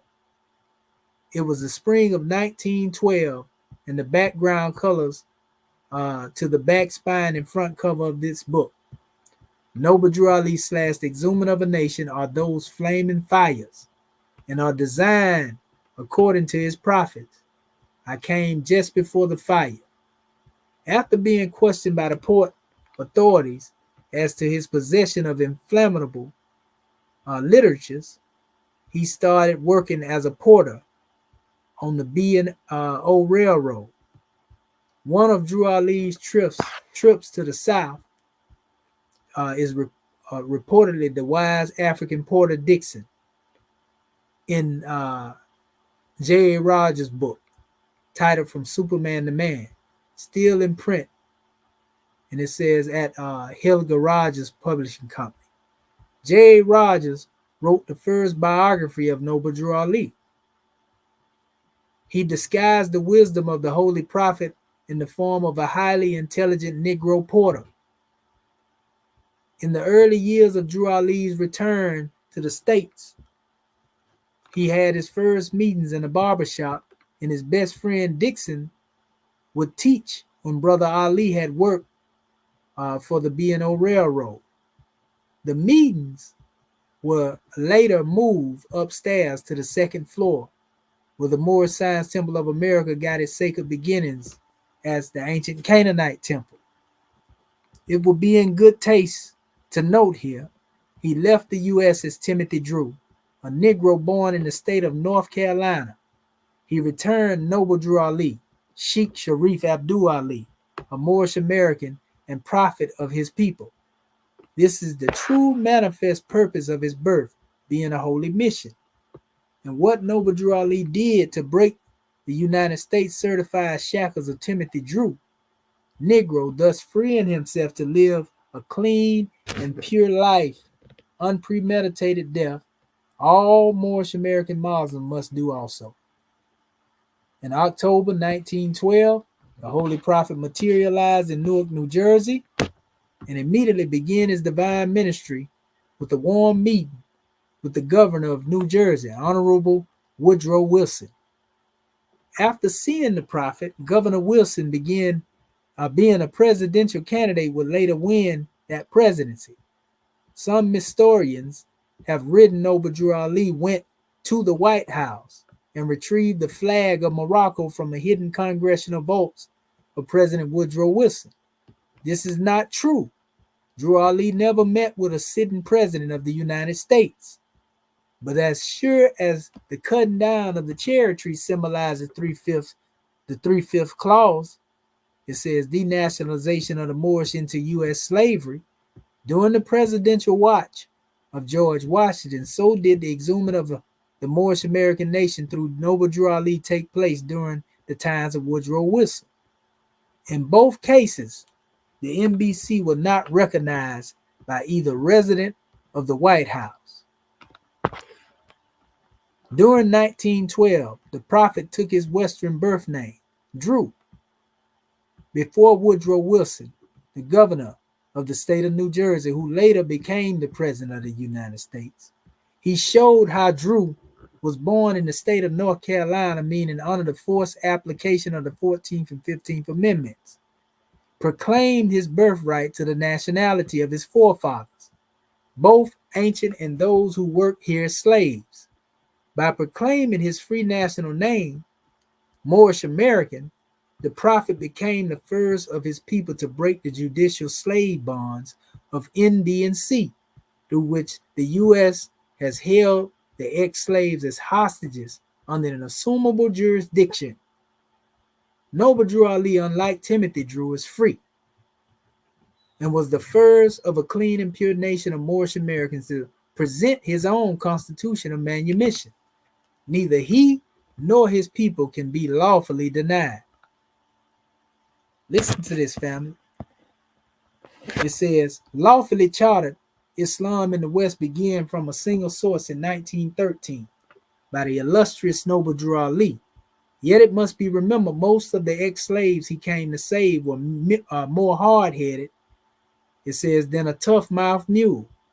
They refused to accept straight, pure Islam in their true free national name, being beaten for centuries with the European whips of miseducation and the fear of God, see Freemasonry. They contaminated the ancient teachings from the East with Western ideologies. Even with the mergers of the Garvey movements and Orthodox Islam, the first wave of Moors in the 1920s understood very little about their history, national laws, or who they were. Still, they numbered up to nearly 3 million because of their natural thirst for truth. Once Noble Drew Ali and his forerunner Marcus Mosai Garvey had grand marshal a parade of their members through the streets of New York. It took 10 hours for the entire procession to march by the reviewing stand. It says, see photo of Noble Drew Ali and Marcus Garvey in sub-chapter. The Moorish are not Ethiopian. Needless to say, at the delight part himself, I done mixed it with Harlemites. Many uninformed and organized men, women, and children of African descent scared the NYPD Blue and politicians into centuries of reserved fear. Naturally, like the Million Man March of 1995 in D.C., the pale-skinned census counters failed to count above a few 100,000 Moors gathered at one time. It says the question has often been raised, has often disputed, whether or not Drew Ali was the first to lawfully charter Islam to the ex-slaves of the United States. This is mostly because there were some Muslims here before him, and the literatures written which verify their existence. The Journal of Negro History, Black Muslims in America, Eric C. Lincoln, or Muhammad A. Russell, Webb's Islam in America. These questions are usually geared toward diffusing the true purpose and divinity in the era of Ali in America. However, to put these doubts to rest once and for all, let's put this question in the light of its true historical perspective. Muslims, mostly seafaring Moorish nationals, have been coming to these shores since before Kemet produced the first in a long time of the holy prophets. The Moors had navigated the ships for that notorious Portuguese slave trader from Spain named Christopher Columbus. During the slave trade, there were Muslim slave masters owning and selling African slaves in America.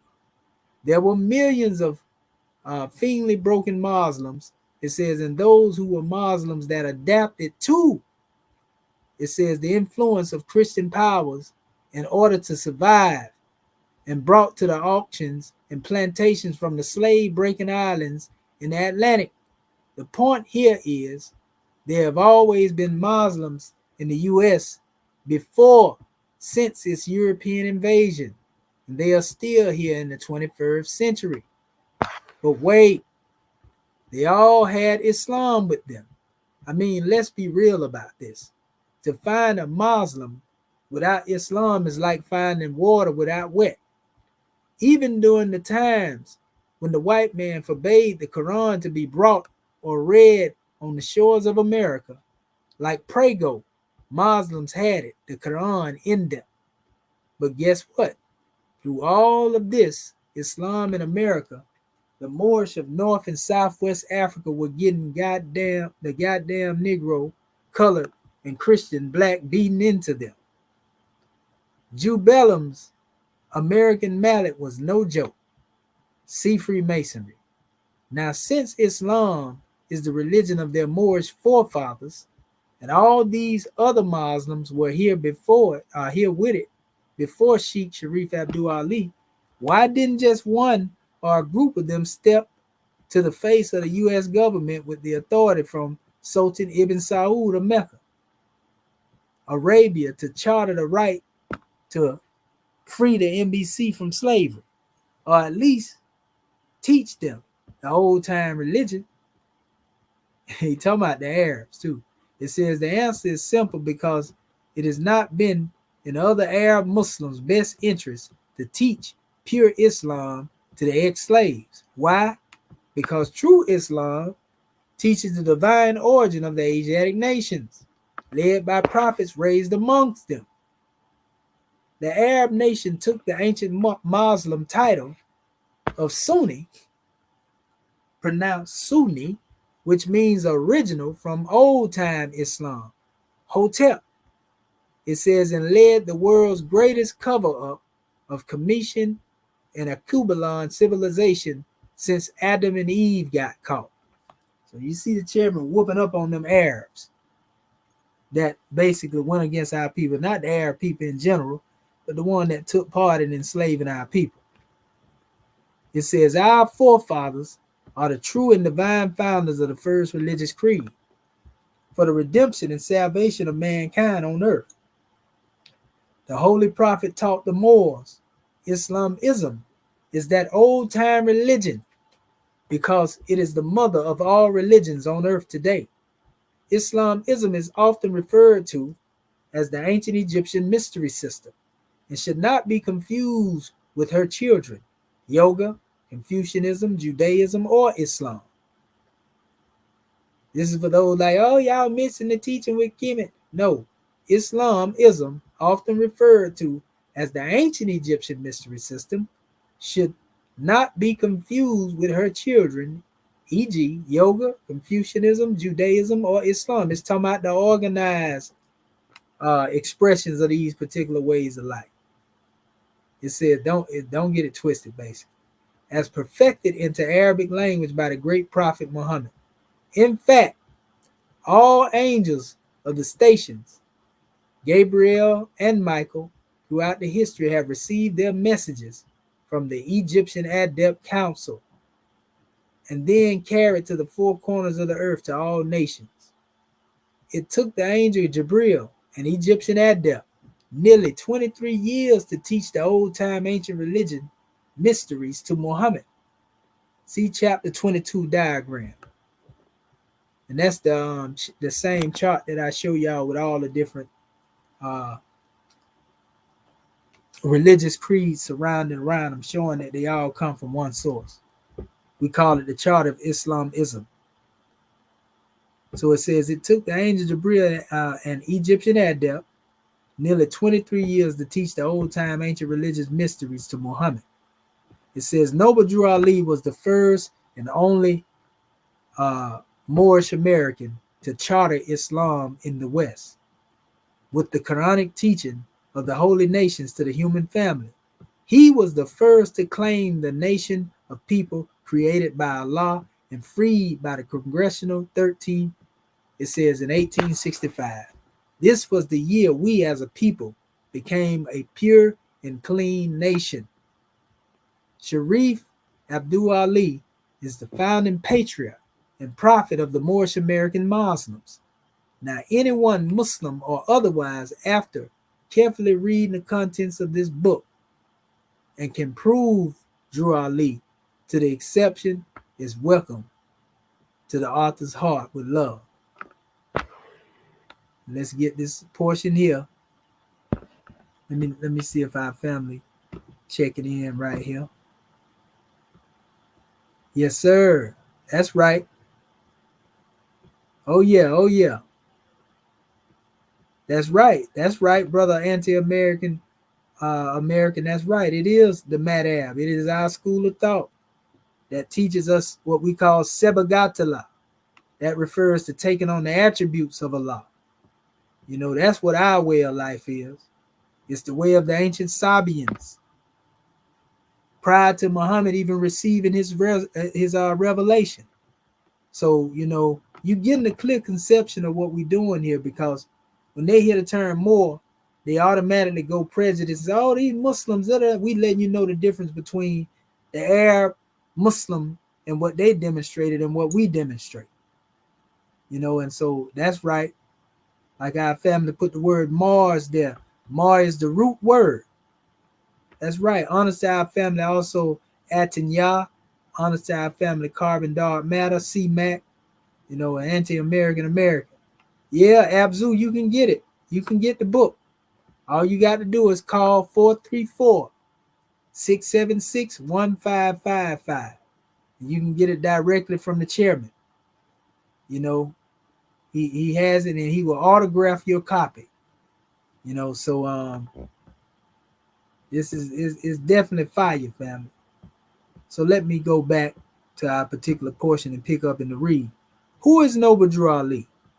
Who is Noble Drew Ali? He is Allah's prophet. This lesson may well be the most controversial and challenging of the hundreds of Elihu's lessons to date. Yet, being a humble servant, I welcome corrections to the revelations I manifest to the ignorant for their improvement, also the ones to the wise for my own improvement. This lesson, who is Noble Drew Ali, is designed to reach from the unrealized pure and clean nation of Moorish American Muslims to the Sufi and adept Islamic scholars everywhere, topside planet mud. However, with due recognition to the obscurities that surround this long promised nation, it would also be difficult to see exactly who Noble Drew Ali really is without first removing some religious and political blinders. These blinders have been created by the Islamic and European worlds during the fallen slumber of the last Moorish Empire. This chapter is from the higher plane of spirit life, where all truth is one. See, that's what we teach. That's why you will hear me defending the books of truth, because we teach that all books of truth are one. It says it will be rendering support to the fact Muhammad being the seal of the prophets does not interpret to There will be no more of Allah's holy prophets after Muhammad. And I already covered this earlier. Carnal man, in his beliefs that he can circumscribe what Allah knows, especially those of the Arabian persuasion, use this verse to dwarf the saving powers which have been covenanted to all nations. When the Quran telling them Allah gonna raise up one from amongst their people, he says so that nobody can have an excuse. This lesson is for education, happiness, and peace. Was Drew Ali a Freemason? Oh, heavens to the no. All so-called NBC Masons are African males who lay comatose and dead in their coffin, buried in the shallow grave of constitutional laws of corporate USA. They have been led to believe that they are cut above their fellow men, mothers, women, and children, but the coffin enslaves them all the same. No free man worth living would ever commit suicide. There has been much loose talk, accusations, Islamic speculations, Yorish science hypotheses, and outright lies, all alleging the Holy Prophet was a Western Freemason from some made-in-America order of free, ancient, and accepted Negroes. No, Drew Ali was never a Western Freemason, never joined a Negro Lodge, never wore a Masonic ring, and there is no attendance record of him ever attending a chapter of a Prince Hall Lodge, Negro Masonic Lodge. Masons have went and did this research themselves and didn't find his name nowhere, people. It says, for those who insist on spreading this nonsense, please forward them a copy of this statement of facts, built in with the intellects of the following questions. Number one, in 1902, Timothy Drew, born January 8, 1886, left the USA and went to Egypt at the age of 16, was too young to join a Masonic lodge. In 1912, he graduated from the ancient Comedian mystery system, Islamism, and he was given the high name of Sharif Abdul Ali with the most benevolent degree the greatest school on earth can bestow upon any man as a prophet, angel, and Muslim, the name of faithful, and went into the holy city, Mecca. There being accepted by the Sultan Saud, a direct descendant of Hagar, Ali made his Hajj, and with their protections and blessings, he left for the USA at the age of 27 with the sacred name of El Hajj Sharif Abdul Ali. He did not join a Masonic lodge while in Africa, nor Arabia, or Morocco, or India. So when he opened the first temple in 1913 at Dixon Barbershop, Newark, New Jersey, after receiving its governor's full support.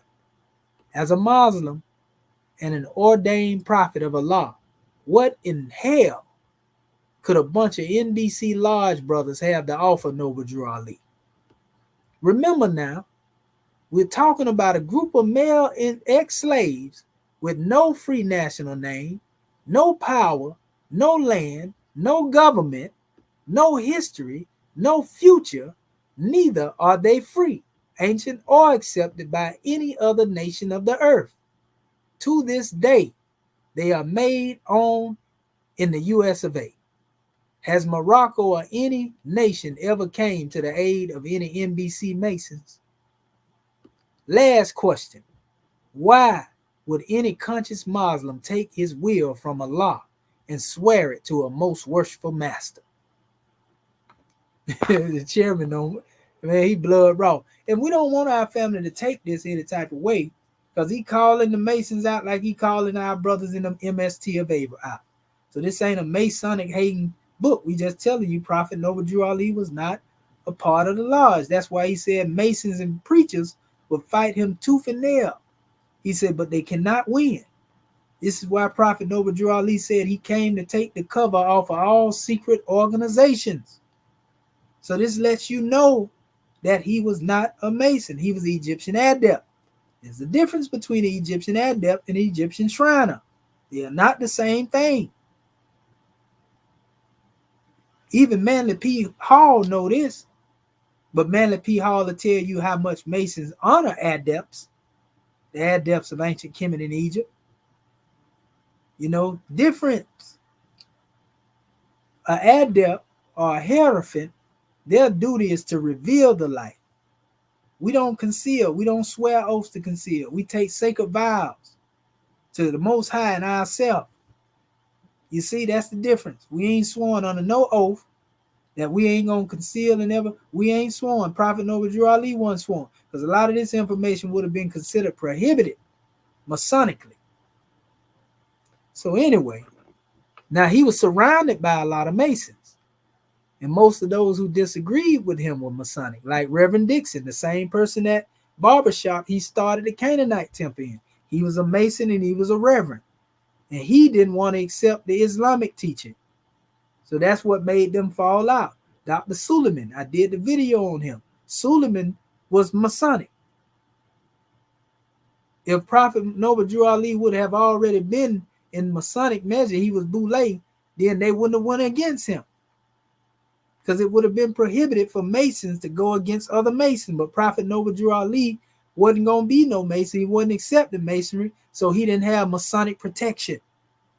You understand? Because he was surrounded by Mason. Even Emily Eel was a Mason. Even who else it was? R. German Bay was in the Masonic order. But Prophet Noble Drew Ali took the fez off of his head, the Shriners fez that he had came on the scene with, and put a plain fez on R. German Bay head and told him, now be you the plain truth, like I your prophet. So this tells you why Prophet Noble Drew Ali, was opposed. Even when he went to Chicago, he was opposed by the Boule. Green L that I showed y'all in the beginning up there that was sitting right there with him in that picture was the one that stirred up, the opposition. He was the godson or stepson or whatever you want to call it of Julius Rosenwald. And Julius Rosenwald was the one that gave him, the permission to have that building. Gave it to your boy, Green. And that's why when Green betrayed the prophet, he threw the prophet's furniture out in the streets, his clothes and everything, or whatever. This was during the time that your boy Lomax Bey went in opposition as well. You see, but he did that on the behest, Claude Green. I don't even put the L on there. Claude Green, businessman. He did that on the order of the Thule Society. The Thule Society is the European version of what we call Boule. The Thule Society has to do with skull and bones. So this particular NBC, Claude Green, that was a part of the movement, when the time was appointed, when the call was given, he was to usurp the authority of the MST of A from Prophet Noble Drew Ali. And that's what caused the schism. And unfortunately, it caused him his demise because the hammer wasn't playing with him, Iris Johnson Bay. And the prophet didn't even give the order for that to be done. It was just some Moors that was so loyal to the prophet, they took off. You know what I mean? And so and the rest they can say is history. But, and the prophet, also transcended shortly after that. The records that I read said he fought to the death before the doors of the temple. You don't hear too many people talking about that. They talk about how he was put on the blocks of ice and he was tortured. And they say that brought his demise. But then you hear whispers that he received a 3rd-degree beatdown by those who were supposed to be, part and parcel of the movement. And then they forged his death certificate and say he died from pneumonia. But you don't know, you can actually be beat, to a certain extent. And it can cause pulmonary conditions that will act as if it is a pneumonia type demonstration. But nevertheless, like I said, I read, and this was in the federal documents, because this out there and the federal government was investigating the Moors, Say Prophet Noble Drew Ali died, fighting to the death, basically. They jumped on Prophet Noble Drew Ali. Other Moors, that's how he passed form. But we say it's not the cause of death, it's the cause. Because he said he would better be able to aid and assist our people from the plane of soul. And this is why I have a problem with those who run their beak and talk about that man. All he did was taught his people, and it was his own people, Negroes, that turned against him. You understand? Because they wanted to be in power. They was in bed with the enemy. And Prophet Noble Drew Ali knew who they was because he addressed them in Caveat Emptor. He addressed them in Caveat Emptor. So he knew who they were. You understand?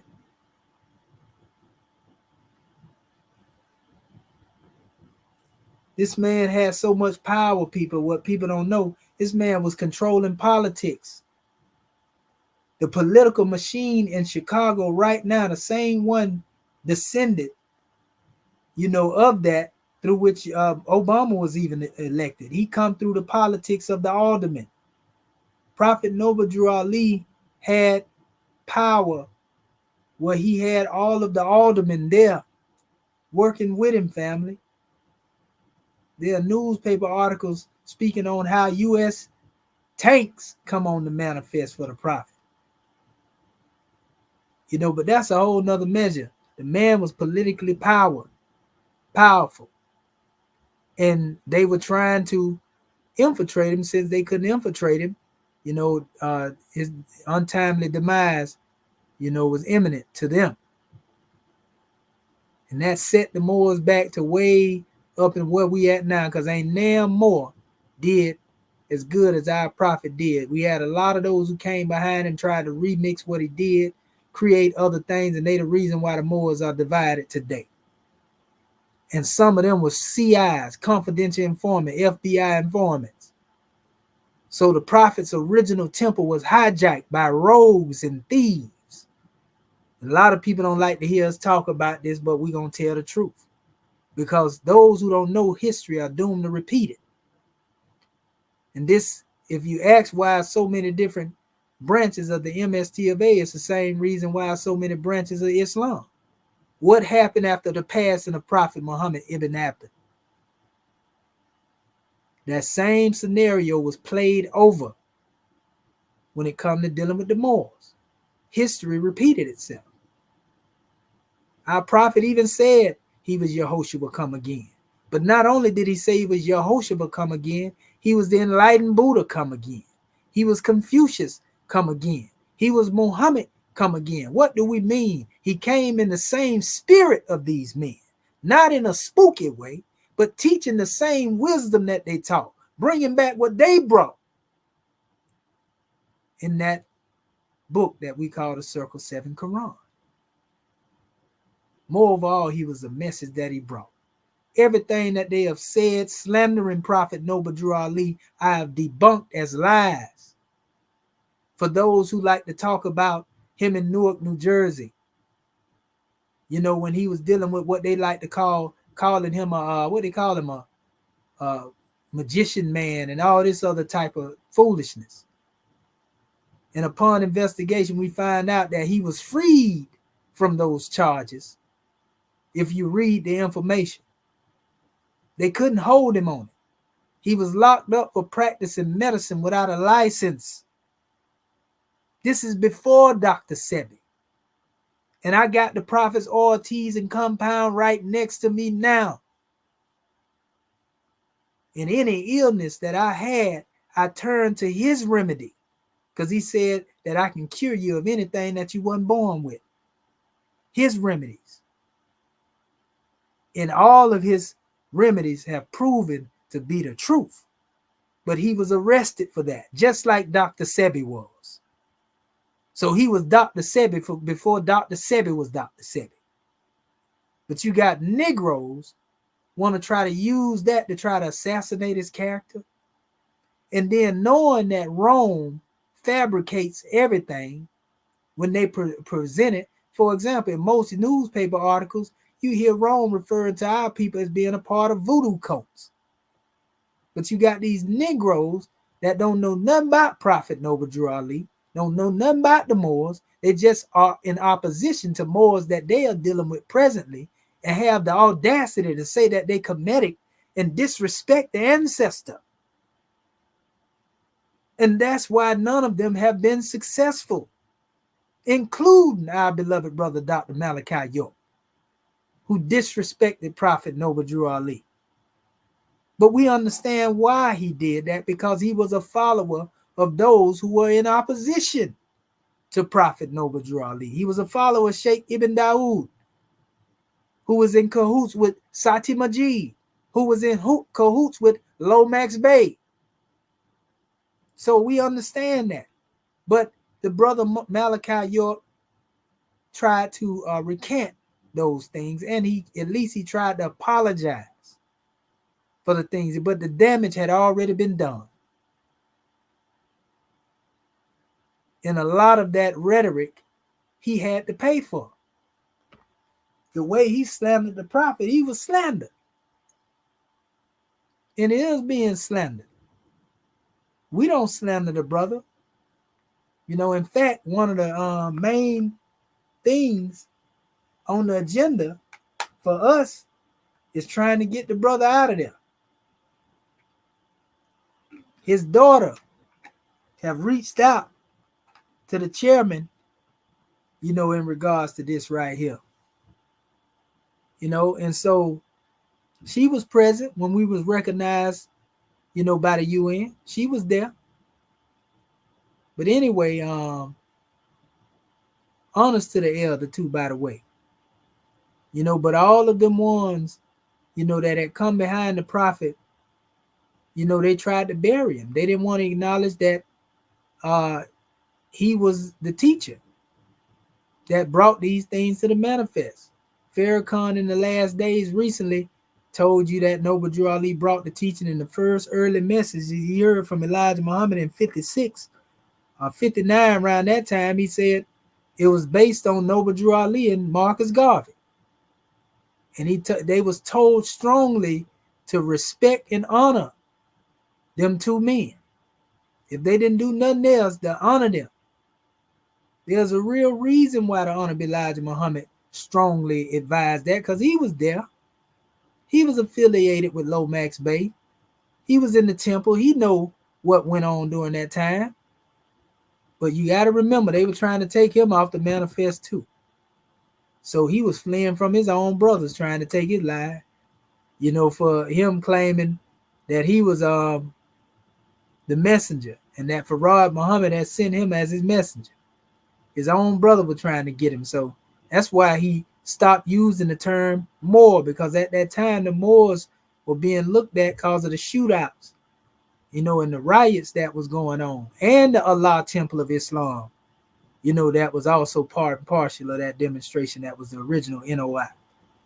The stuff that was put in the news about them and Farad. That's why Elijah took the fez off of his head.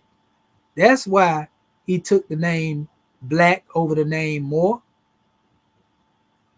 so he wouldn't be misidentified with the Moors that was acting crazy during that time. And Prophet Noble Drew Ali prophesied that. He said, Moors, if you ain't careful, your own brothers will lead you back into slavery again. You see, he said, if you ain't careful, 50 to 60 years from now, you wouldn't know that I've been here. That's what Prophet Noble Drew Ali said. And from that time that he proclaimed, that was 1929. So 60 years, or rather 50 years after that, I know that was my birth year, 1979. But Prophet Noble Drew Ali said in the year 2000, the Moors would come into their own. See, I'm saying all of these things here because there's a criteria that prophets must have in order to be considered that.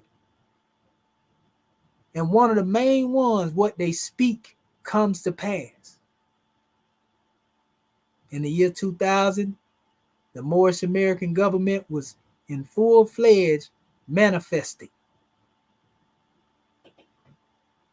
Even Farrakhan spoke, in one of his measures, the year 2000 in what? And he spoke on that particular measure in the year 2000 when we coming in. So everything that happened in between that time, all the way up to this time, was preparation to bring us into fulfillment. So let me go back to reading this here. It says, so you can take this message and you do the math. But actually, pardon said we'll start from here. It says the true answers to the above questions will easily render an intelligent no. Noble Drew Ali was not a Mason. Again, this is not to degrade the Moorish Science Lodges of any degree, but to set the record straight. The duty of a prophet and a Mason are as different as white and black or freedom and slavery. The NBC Mason or otherwise were made to be property. They have never known freedom and never will know freedom. And what is he saying by this, family? To those of you who think you've been initiated and you going through the rites and you don't know, or you think the chairman don't know what he's talking about. He's saying as long as you accept being just a part of a fraternal order, and you basically have to honor the United States government by being a part of that, he's saying that you will always be a slave according to the letter of the law, even though you think you free. Because you're not under your own government. You can't say you're Moorish American, because that'll be proclaiming in your eyes something that's against the United States. That's why he say that y'all won't know freedom as we know it. You understand? That ain't got nothing to do with your little degrees you think you done been through, or what it is you think you know. And he ain't saying that just to y'all, my Masonic brothers.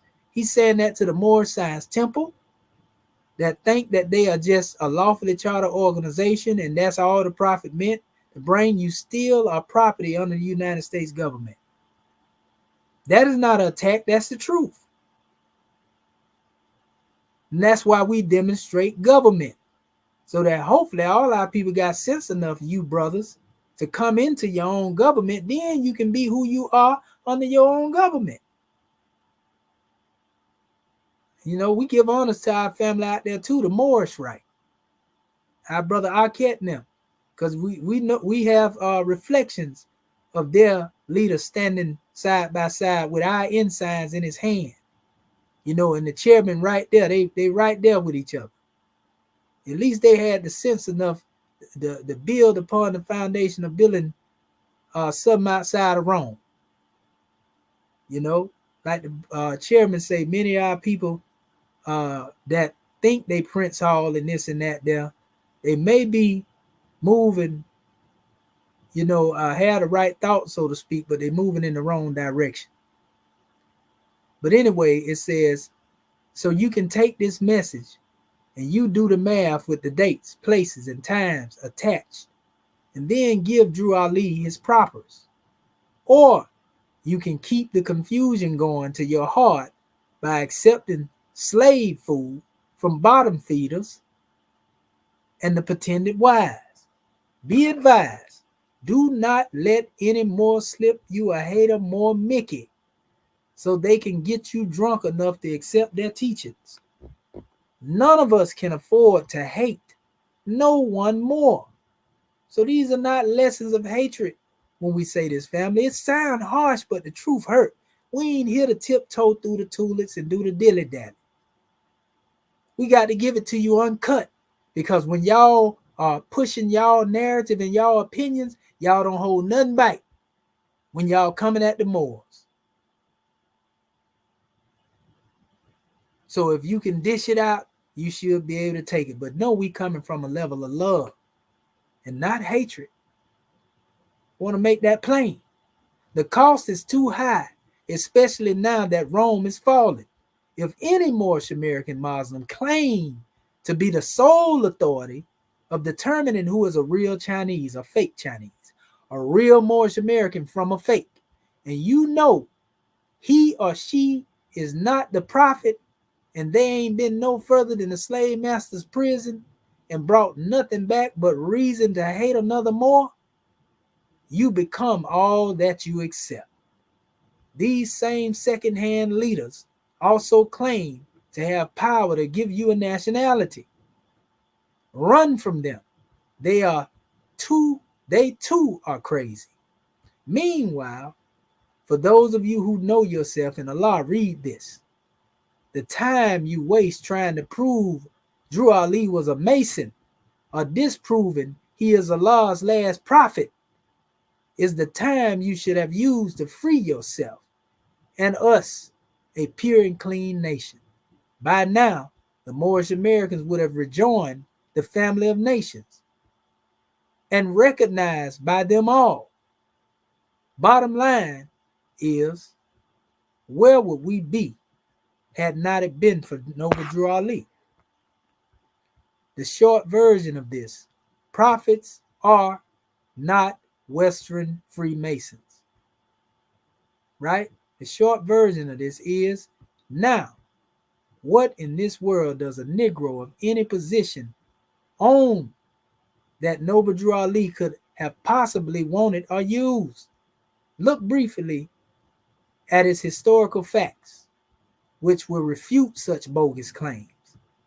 A, when he left the States at the age of 16, he was too young to be a Mason.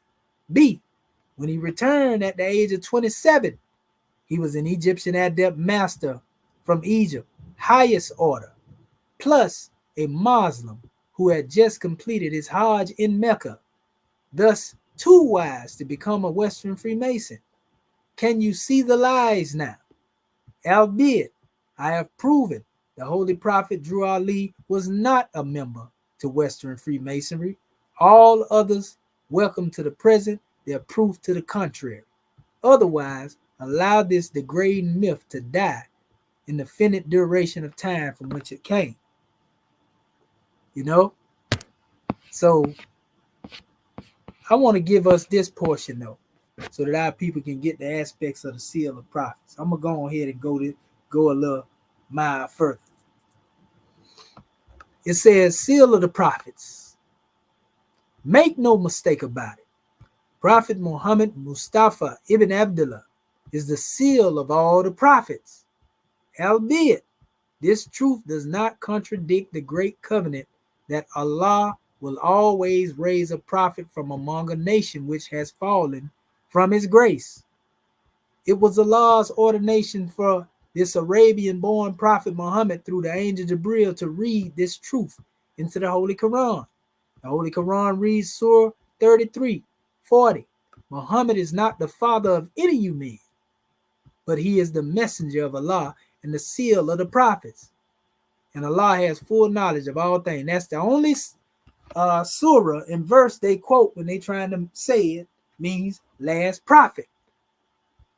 But there is nowhere in that surah, in ayat, that it says Muhammad is the last prophet.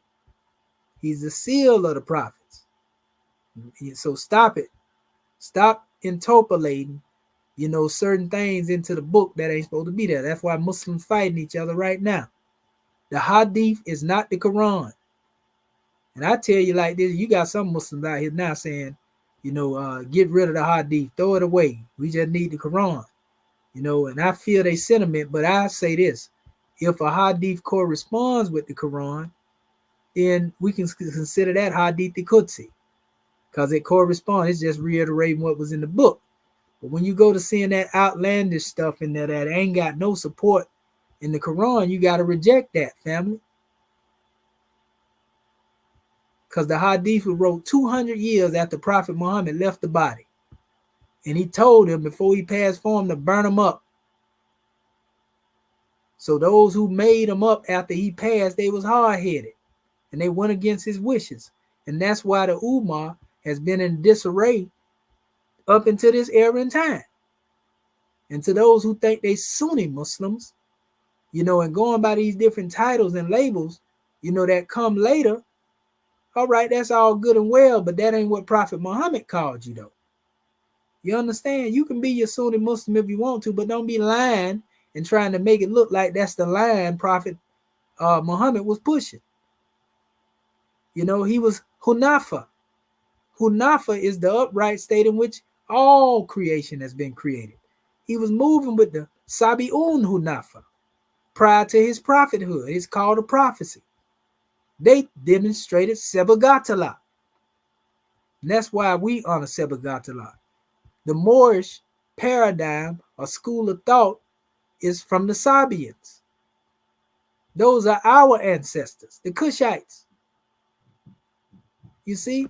So this is our portion of the open way that the great God Allah has given us, because it tells us that the Sabians are honored in the Grand Quran. So we follow the path of the Sabians. You Arabs follow the way of Muhammad himself. Muhammad was a follower of the Sabians. You can't deny that. That's where he learned the Salat form from. And the Sabians got it from Kemet. Okay. The surahs or chapters of the great Holy Quran are the most purely maintained and unaltered words of all holy books through the prophets, it says, of the epochs. If all the Holy Qurans were to be burned today, it would be perfectly reread, transcribed, and rebound from the hearts of Muslims before the 5 prayers a day could be made. There's no other king's version of the Holy Quran. It still remains Allah's own record book. It is from the divine exactness of its words which guide the faithful Muslims to improve their faithfulness. The words of Allah, it says, are the only truth man need to know. So for y'all who out there that like to try to slander the Moors and say the Moors ain't following Islam, here it go right here. We telling you what we think about the Grand Quran. The same thing Prophet Noble Drew Ali taught. He said he was extending the learning of the teachings of Prophet Muhammad. And we doing the same thing, just not from an Arabized perspective. As the prophet says, shot through with hocus pocus. It says, it is only when these words are interpreted by man and then transliterated or translated to other men that problems can and do occur. This is what I was talking about earlier. Because people go to looking at these translated words as they are the word. You can't blame God because man erroneously translated what it is he revealed, and that go for whether it's dealing with Quran or the Torah or the Tanakh, for that matter. You can't blame the Most High for that. You can't blame Prophet Muhammad and Yehoshua and Moses. These are mere men attempting to translate something. You see, so most people that are arguing over words that come from a bastardized language too.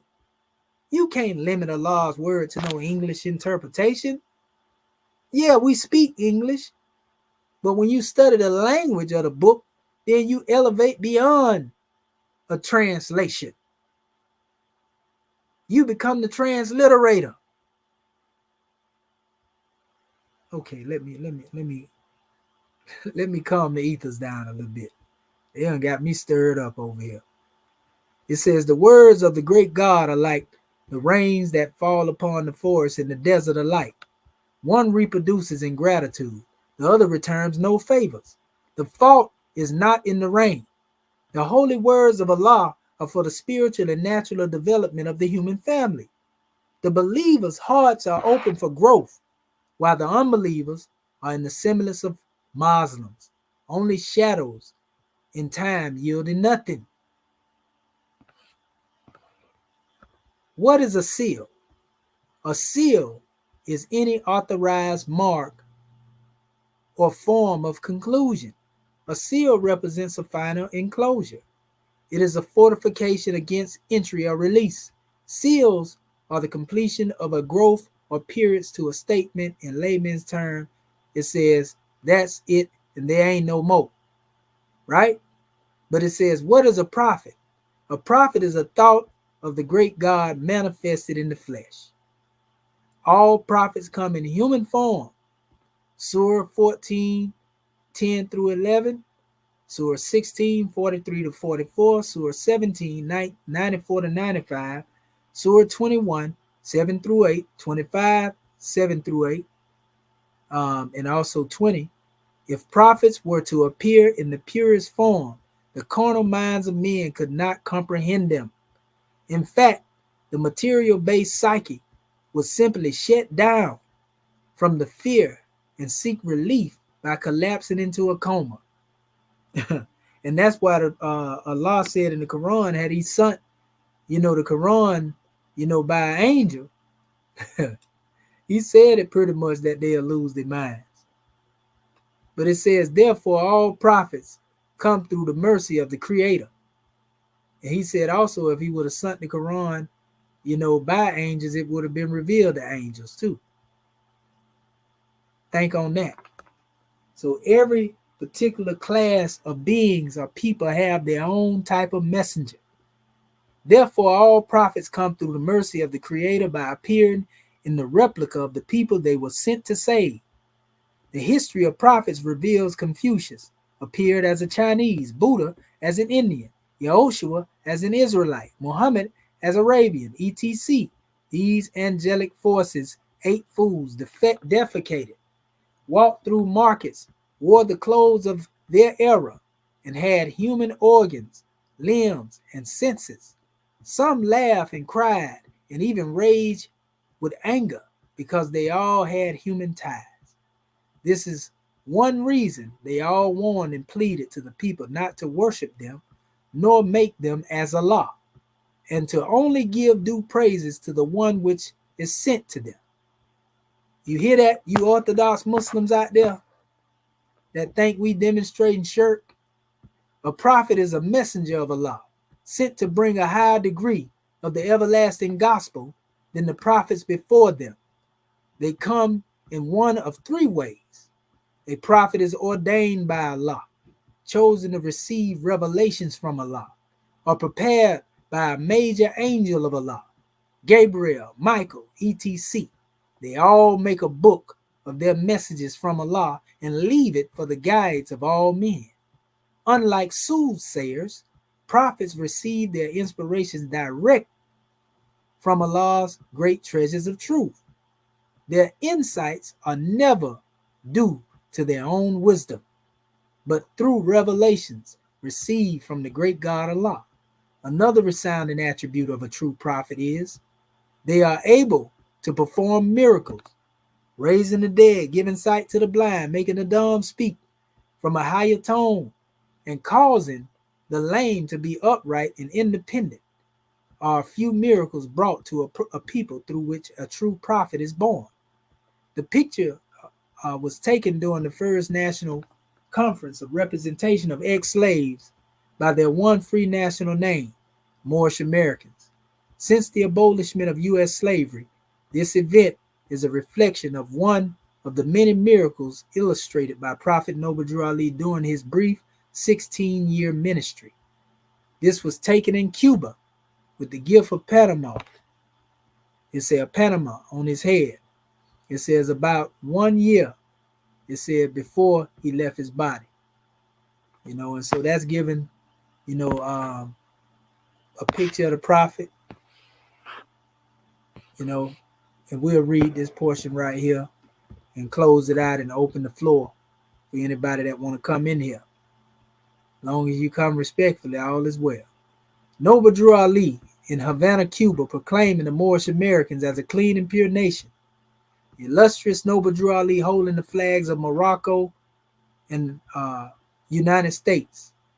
Notice whenever Noble Drew Ali displayed their flag, they were handed in the science of national distress or weakness, upside down and backward. If you can see the clear version of this flag, this star is upside down on the Moroccan flag and it's backwards. The United States flag is backwards.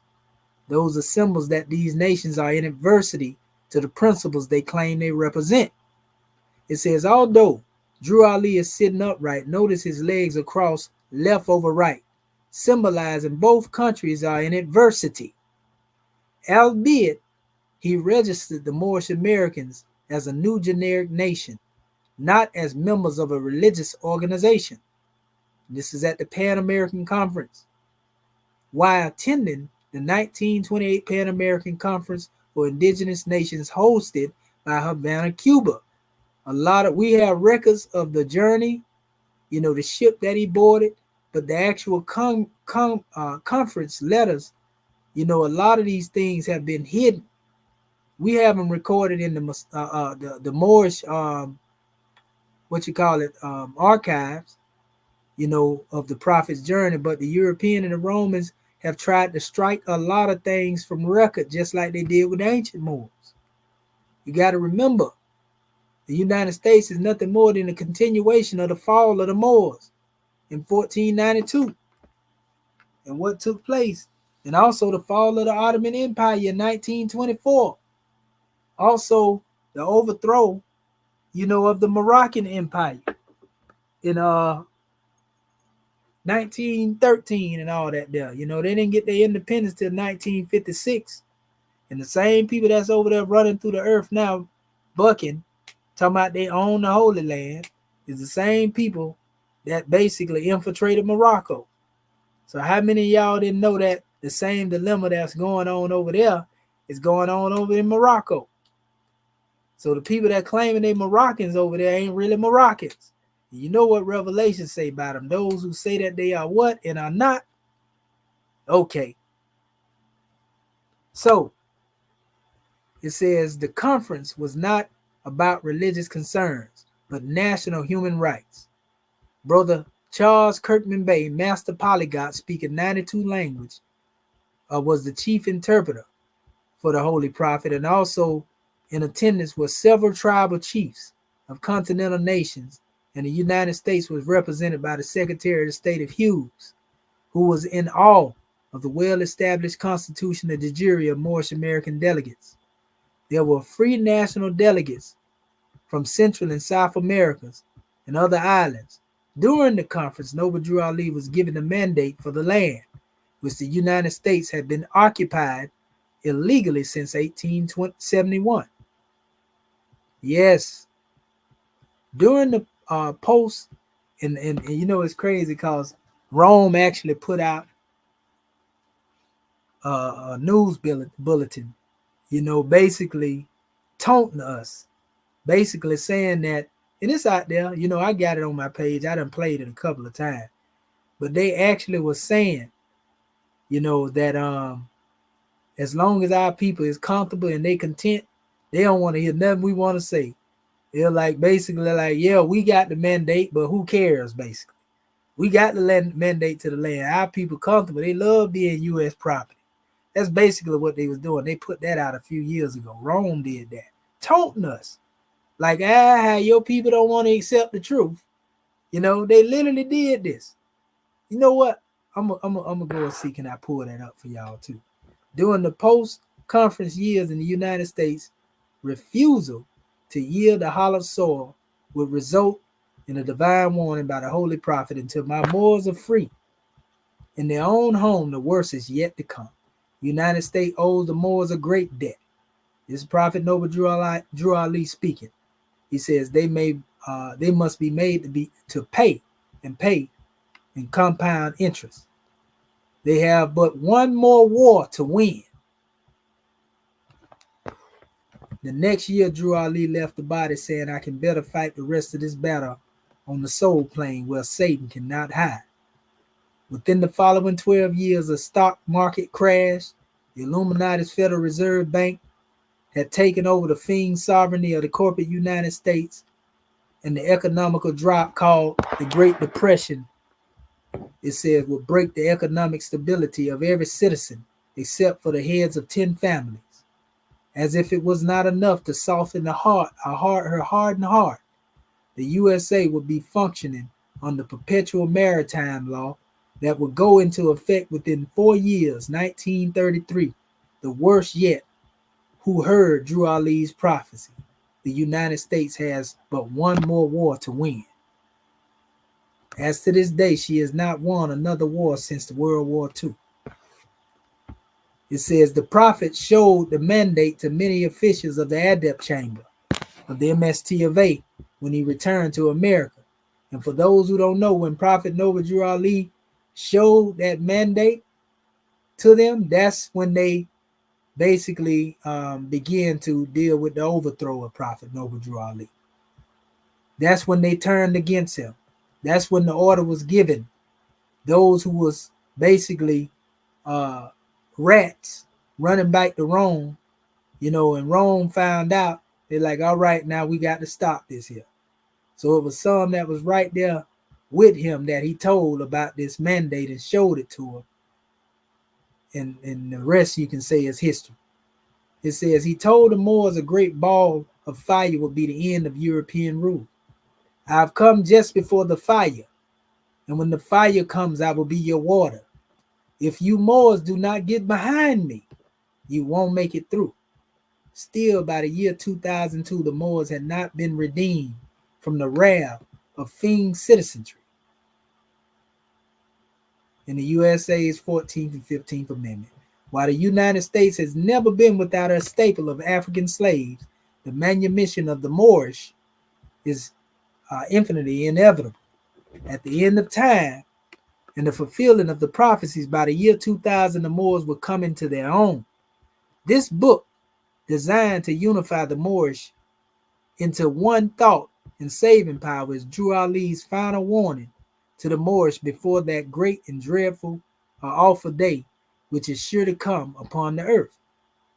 It will be of utmost importance for the reader to remember that Noble Drew Ali brought two levels of ancient mysteries, and they should be kept noted. The first, called the general laws, which are largely confined to the teachings and instructions of the Moorish members at the organizational level of the Moorish Science Temple of America. The second is the supreme laws of the Moorish Americans being themselves at the clean and pure nationhood level, which ordains his duty as a prophet. Drew Ali calls this joint mystery the divine and national movement of North America. This movement is the only bridge leading from the fallen state of NDC over the sea of fallen humanity into the kingdom of heaven, where they can lay down as a clean and pure nation of people. One thing is certain: the only way out of the fire is through the fire. You know what I mean? So we're going to stop right there. We'll get into, the rest of the measures, a little later, so to speak. You know what I mean?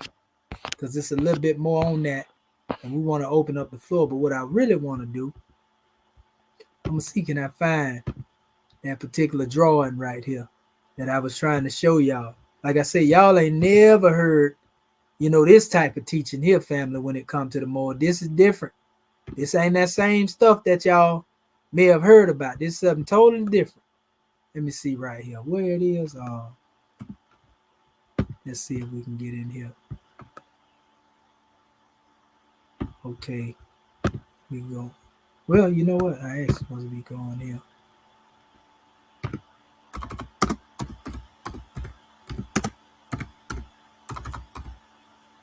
Let me see if I can find this.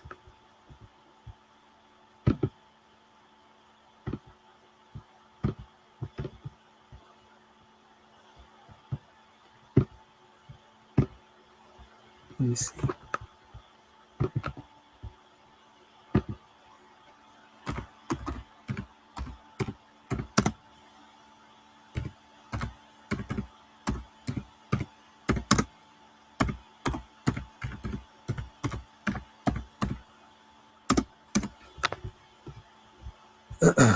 Let's see.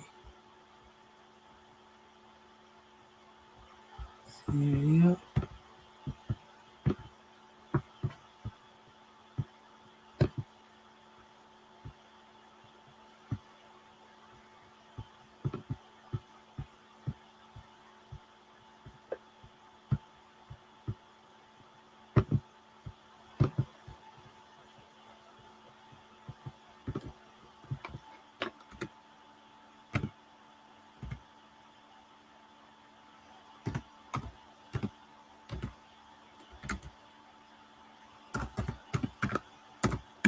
I may be able to go to my whatchamacallit if I can't find it here.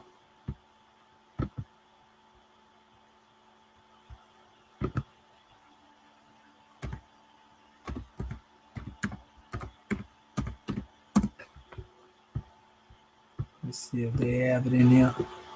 And I have it in a lot of my other whatchamacallits. Let's see.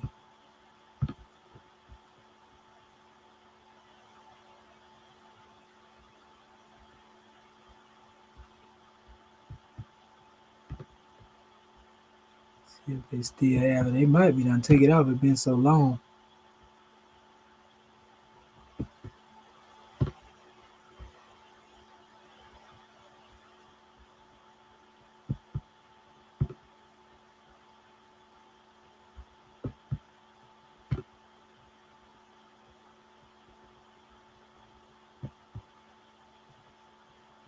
I see a lot of these other things have disappeared. You got to remember too, when it speak of Emmanuel, and it says that, you know, a government will be placed on his shoulder. You know, all of that right there has its place as well.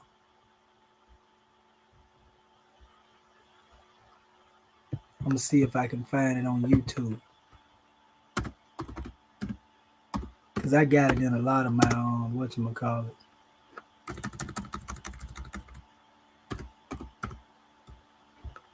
Let's see.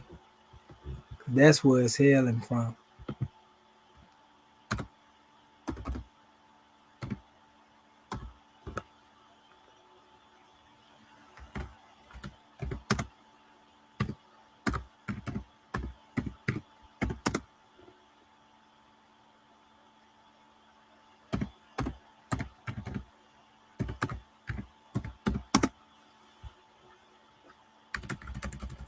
I want to see this thing moving words all out the way.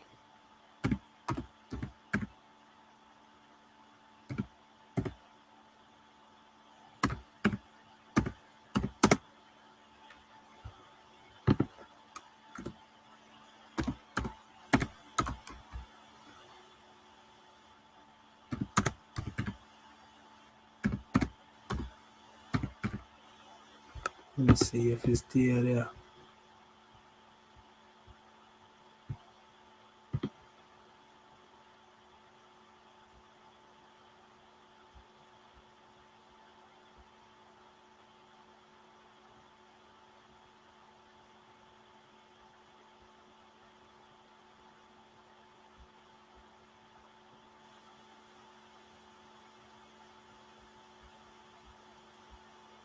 Come on, I know you're in there somewhere. E-more done convoluted the information with so much. They got so much information they done flooded off in here. It's hard to find things now.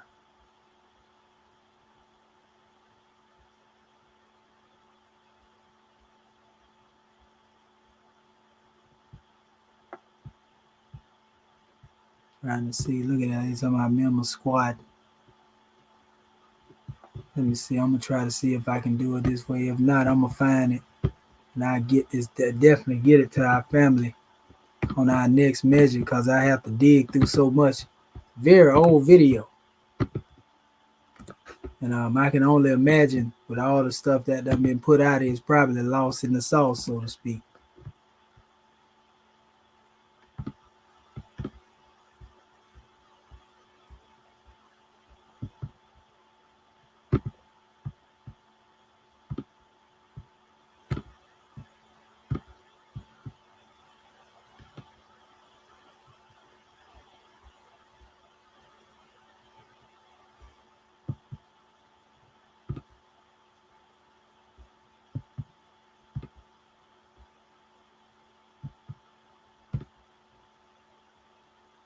And I got a lot of that stuff too in my whatchamacallit. It'll just take forever. I did post it recently, not long ago. I'm gonna see if I can go through this way. If not, then I'm gonna keep it moving for now. It ain't no big deal.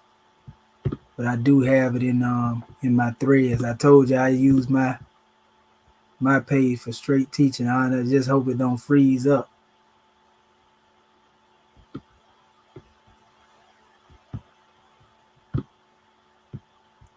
Okay, we see it want to stop right there already, huh?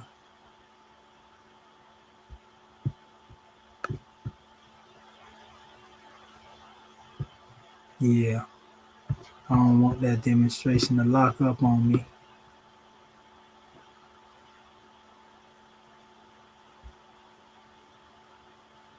But yeah, they know who we is, people. And we ain't hide what it is we demonstrate. You know, we straightforward with what it is we demonstrate. We bringing the truth out there. You know, and ain't nobody playing. You know, so the thing is, we giving you the essence of, you know, Prophet Noble Drew Ali, you know, in his prophethood. You know, that's the main measure, giving it to our people so that they can get the history behind it. You know, and they'll understand exactly where we coming from. You know, and look, they had them agents out there, man. Them agents definitely be out there, and they are basically put in the midst of the Moors to try to tear something up. But they can't do it because Prophet Noble Drew Ali said it'll tear them up.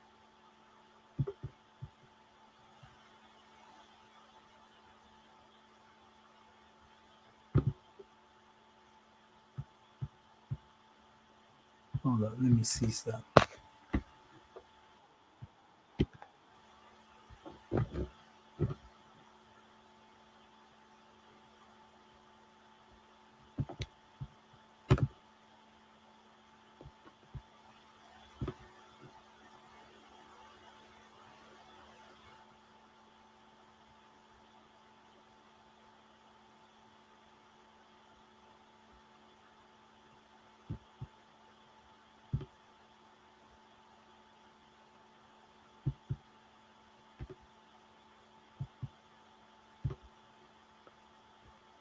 Yeah. Once I go back in my archives and I'm able to find it, I definitely pull it up. It used to be in there, man. Let me see.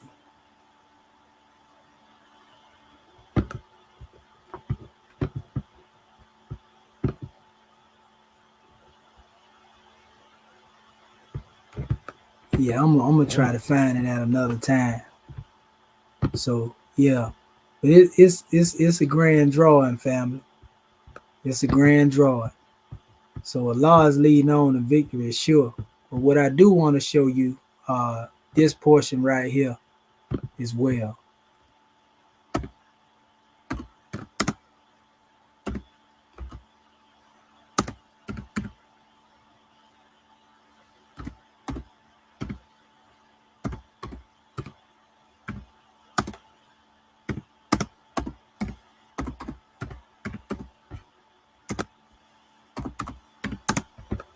Show you right here.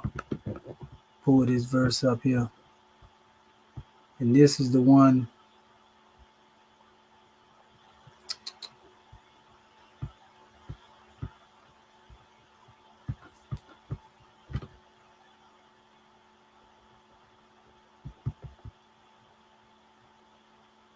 I want to get a KJV.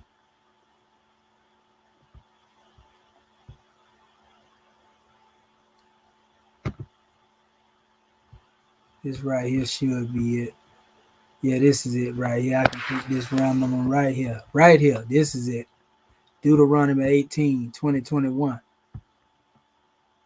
It says, and if thou say in thy heart, how shall we know the word which the Lord hath not spoken? When a prophet speaketh in the name of the Lord, if the thing, it says, follow not, nor come to pass, that is the thing which the Lord hath not spoken. But the prophet has spoken it presumptuously. You see what I'm saying? And so, in other words, one of the signs of prophethood is that what one speak come to pass.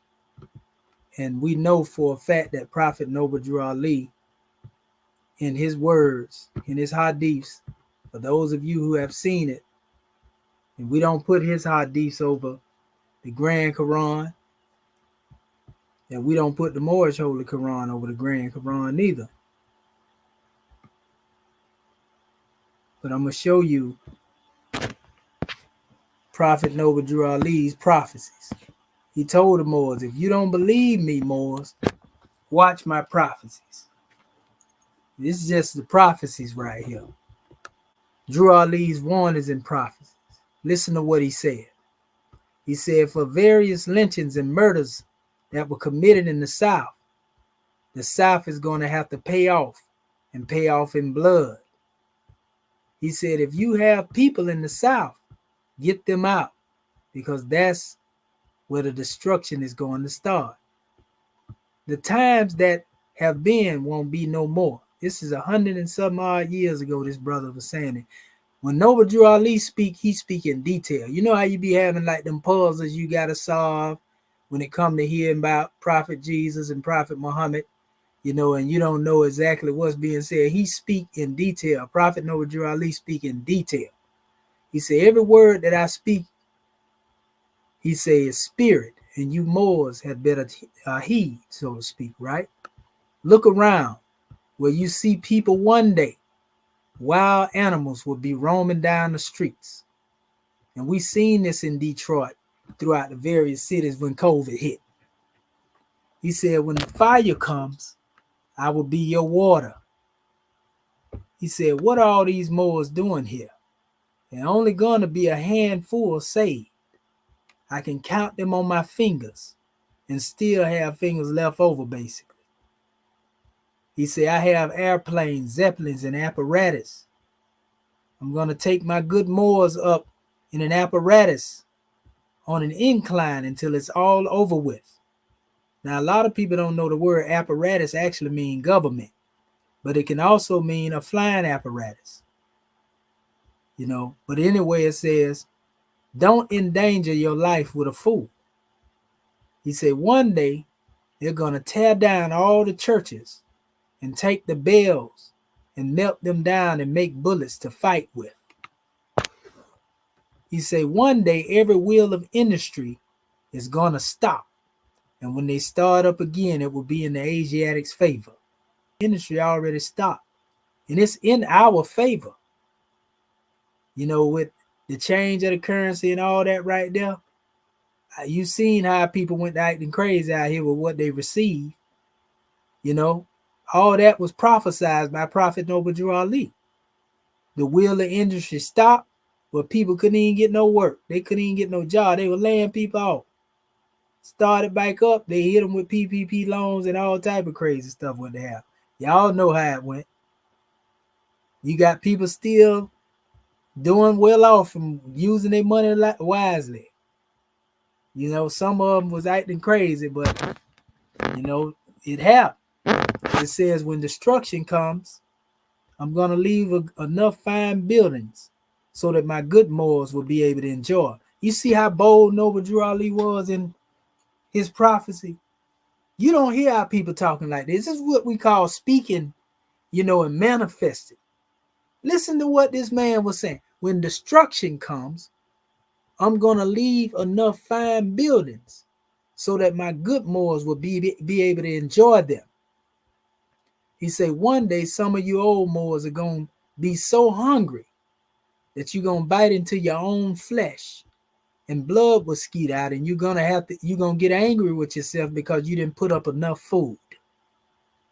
I don't know about where y'all at now. People going crazy about food right now in the grocery stores. Walmart, the dollar store, everywhere, just full with people panicking.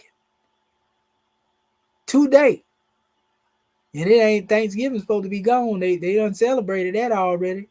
But it says the Moors were once a seafaring people and fed the world. The time is going to come when we will go back and feed the world again. This wasn't your average Joe Blow talking right here, people. Nobody amongst the leaders of our people talk like this. It says, I placed a ball on Babylon and it's rolling down, and anyone that gets in the way is going to be ground to powder. I'm going to repeat myself. He wasn't talking about reiterating the same thing over and over again.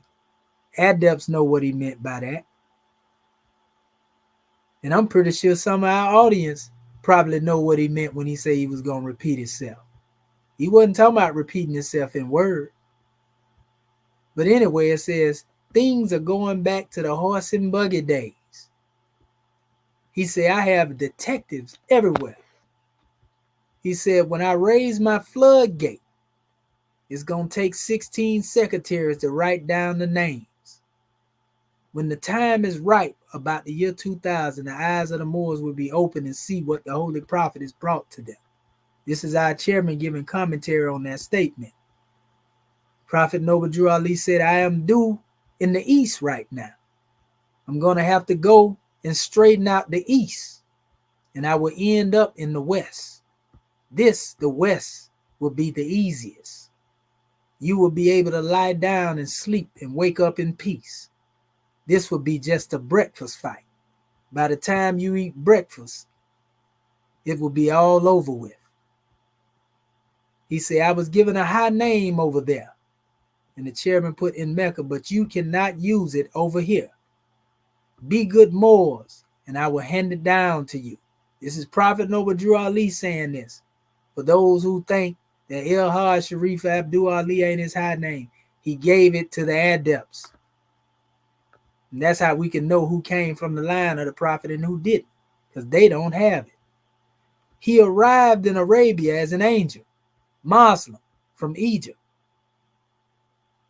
And that's for those of you, if y'all believe in the words of the prophet, I want to make emphasis on that.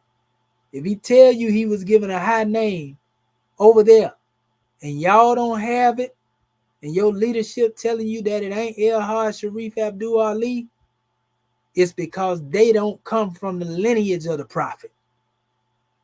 They don't come from the adept line. That's why they don't have the name. It was only given to adepts, and that's how we can tell who come from the line of prophet.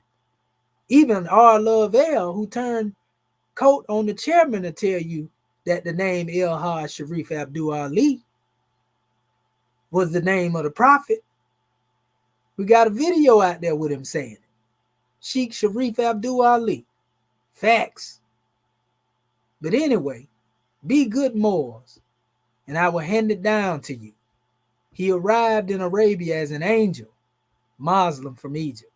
Here in the holy city of Mecca, he, Timothy Drew, was given a holy attribute through the head of the city, holy city of Sultan Abdul Aziz ibn Saud, a direct descendant of Hagar, who named him El-Hajj Sharif Abdul Ali. He said, one day, blood is going to flow in the streets up to the horse's brow. Now, y'all can't tell me that y'all don't see all this bloodshed going on throughout the world. You know, and saying it's going to be shed up to a horse's brow is just saying how much you was going to see blood being shed, family. He said one day, and we all dread this, family. We may be living in that time right now. He said one day bombs are going to fall so that they won't miss a spot as wide as my shoe. He said you're going to need a basement to hide in. This is what Prophet Noble Drew Ali said. We ain't never had nothing like that happen over here yet, right? But he said it. And everything he has said, most of it has come to pass. He said, I have the world in a jug and the stopper in my hand. I have the Asiatic and I have the European. I have the silver and I have the gold. Listen to what this man is saying, people. He said one day people are going to be so hungry that the only way you will be able to turn them away will be at the point of a gun. We living in them times now. I have mended the broken wires and have connected them with the higher powers. How many of you can do something? Work magic. Some of the Moors stood up and the prophet pointed his finger at them and said, I'm going to kill you all. When the prophet speaks, that is a message from Allah. The Holy Prophet Muhammad said the sorcerer will not enter paradise. For you magic workers out there, you know who you are. There are going to be new Moors that are going to come in with their eyes wide open, seeing, knowing, that are going to take you old Moors and seat you in the back and carry out my law. You see what Prophet Noble Drew Ali said? You see what he told the Moors? He said it's going to be some new Moors. They're going to come in with their eyes wide open. I see some of them right here on this broadcast, right there in them audience right there. Some of them came in here with their eyes wide open, seeing and knowing. And they're going to sit some of these old Moors down. They're going to carry out the prophet's law. Watch. He said, I can throw out a spirit that will make the Moors want to fight, and then throw out another spirit that will bring them back to peace. He said the climate is going to change. The cold weather will be in the south, and the warm weather will be in the north. You see how Prophet Noble Drew Ali is saying these things in detail and not spooky language? And we bear witness to a lot of this stuff happening right now. Done happened. He didn't have no meteorologists out there during that time. They didn't have news like that. He said, I brought you a nationality, your religion, and title to your vast estate. What do you want me to do? Kill you? He said, I'm going to burn up sin, both root and branch. He said, money will be burnt in the streets. We won't be able to buy much. And when I put my spirit in the streets, you won't be able to sell your car for 25 cents. You, man, y'all think it's a game, don't you? Look at the car industry right now. Look at it. It's plummeting, family. Dealerships are getting rid of the dealers now. Dealerships want your vehicle now for a trade-in. They can't even make them. And they ain't worth what they're supposed to be because they've been sitting up on the lot forever. Come on, man. Allah alone guides the destiny of this divine and national movement. The Moors once ruled the world. Now get ready to rule it again. But this time, it's going to be done under love, truth, peace, freedom, and justice. Come on, man.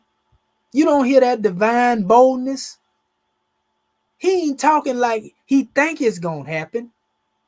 Or perhaps it may happen. He telling you that it's going to happen. And y'all hate this man for teaching this? For giving his life blood for his people? You Negroes hate this man?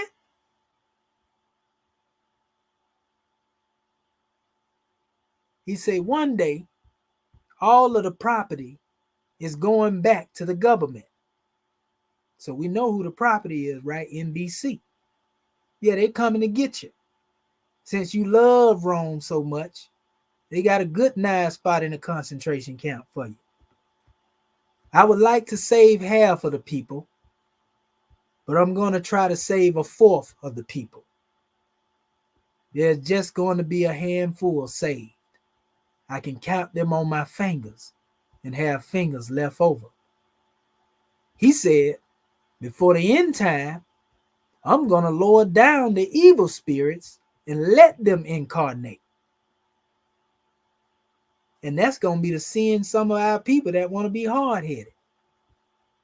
Prophet Noble Drew Ali wasn't ordinary, family. I'm just telling y'all. You see, he was not ordinary. If someone assaults you, flee from him. If you cannot flee from him, turn around and drop the world on it. And that's exactly how the Europeans, in their rendition of what have them say the prophet passed for them. They say he fought to the death before the temple doors. So I guess he stood on business, as the young generation say. He was about what he be talking about.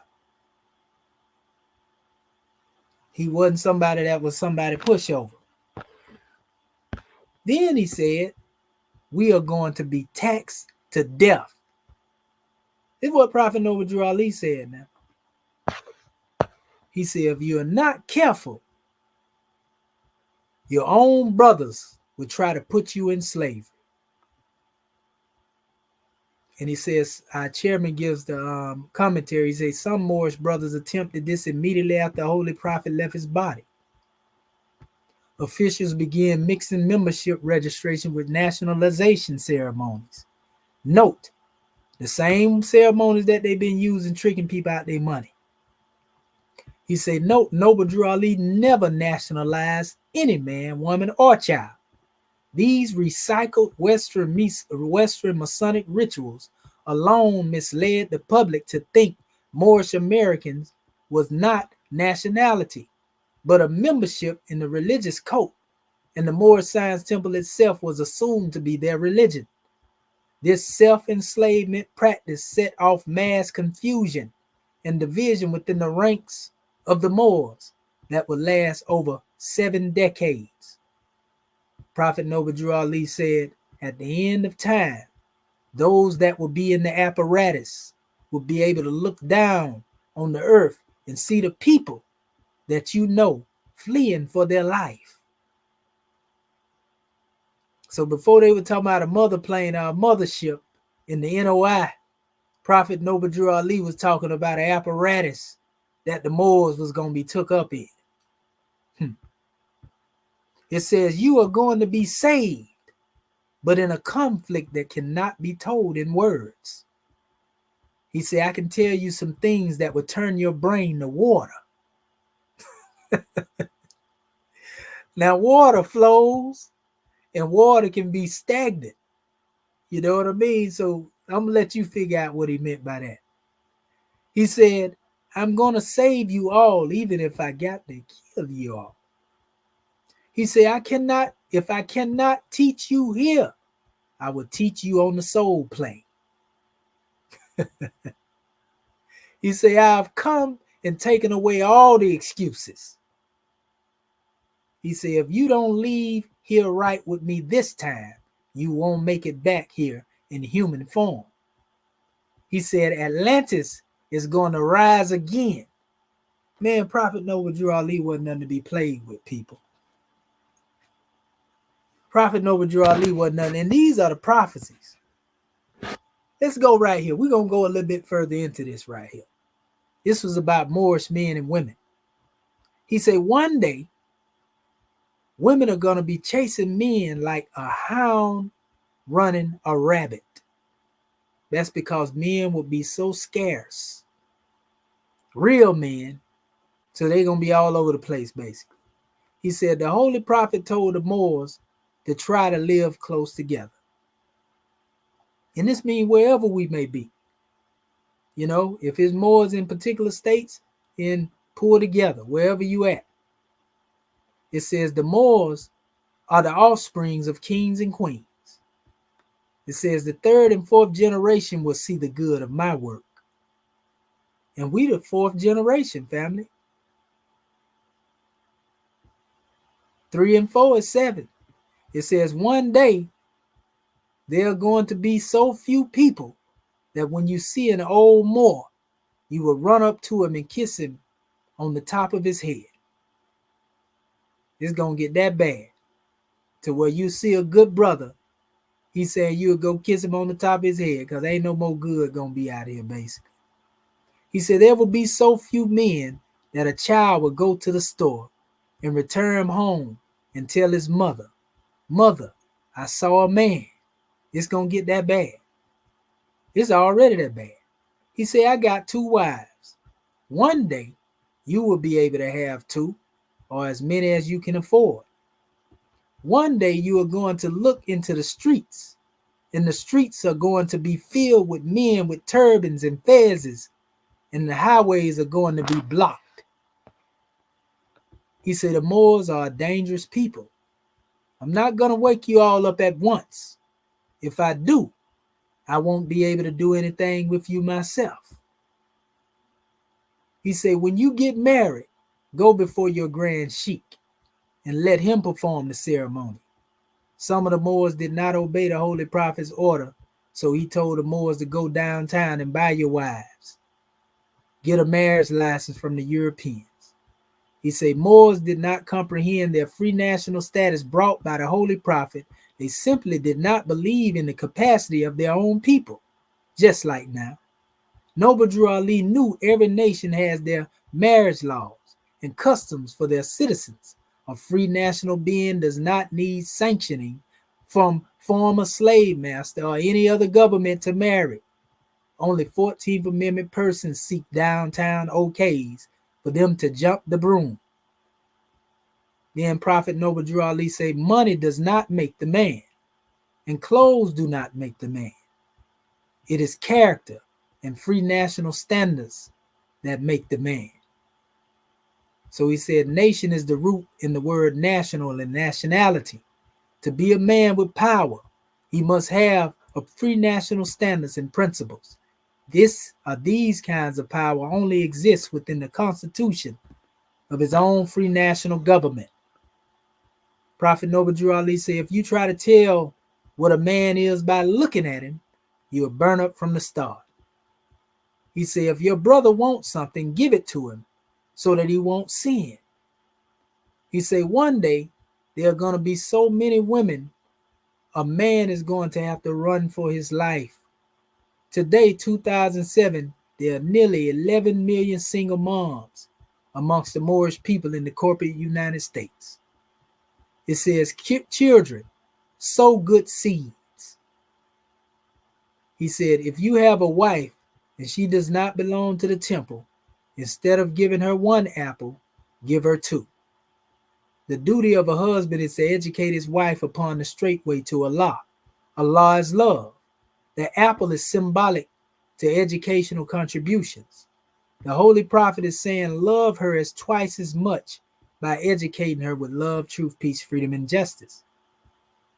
Prophet Noble Drew Ali didn't believe in snitching and ratting. Don't put the European on your brother, Moors. But some of the people that turned against the Prophet, that's exactly what they did. He also didn't like us calling brothers niggas neither. He said, if your brother does something wrong to you, don't call him a nigger. Call him a dirty Moor. He said, use kind words towards your wife. He said, cats are evil spirits, and if you knew what a black cat was, you would not want one around. He said, don't keep dogs in your house, because if you inhale one of his hairs, it could cut your throat. He said, I'm not going to wake up all the Asiatics at once, because they may tear something up or tear up something. He said, if my own mother is not right, I'm not going to let her get by. He said, pray that you don't have to make your flight in the wintertime. He said, if you put your hand to the gospel plow and turn loose, it would be better if you never took hold. It says, you can walk down the street by yourself now, but one day you won't be able to do that. He said, one day you will see a $20 bill in the street. It would not bend over to pick it up. He's telling you that the dollar was going to become worthless. He said, the Moor's watchdog is not a dog, but an elephant. He said, I've come for the children and the unborn generations. He's saying his message wasn't even for them one during his time. He was talking about us, the young and not yet born. The only one that works all the time is a coolie. You know, you got a lot of people think they got so much work to do, they can't do no work for the Prophet. He called you a coolie. But anyway, it says, brothers, don't mark your fez. It shows that you are free. That's why he put the plain fez on our German bay head. He says, be the plain truth like me, your prophet. The fez is the infinite headdress of the African God-man. Neither he nor it can be limited, enslaved, or bound. Marking the fez makes it finite, territorial, and binding. And it says, sisters, wrap your turbans in the colors of the rainbow. Turbans can be any color found in the rainbow. Sisters should not wear black turbans because she is a giver of life. Then the Prophet Noble Drew Ali said, Moors, look your best.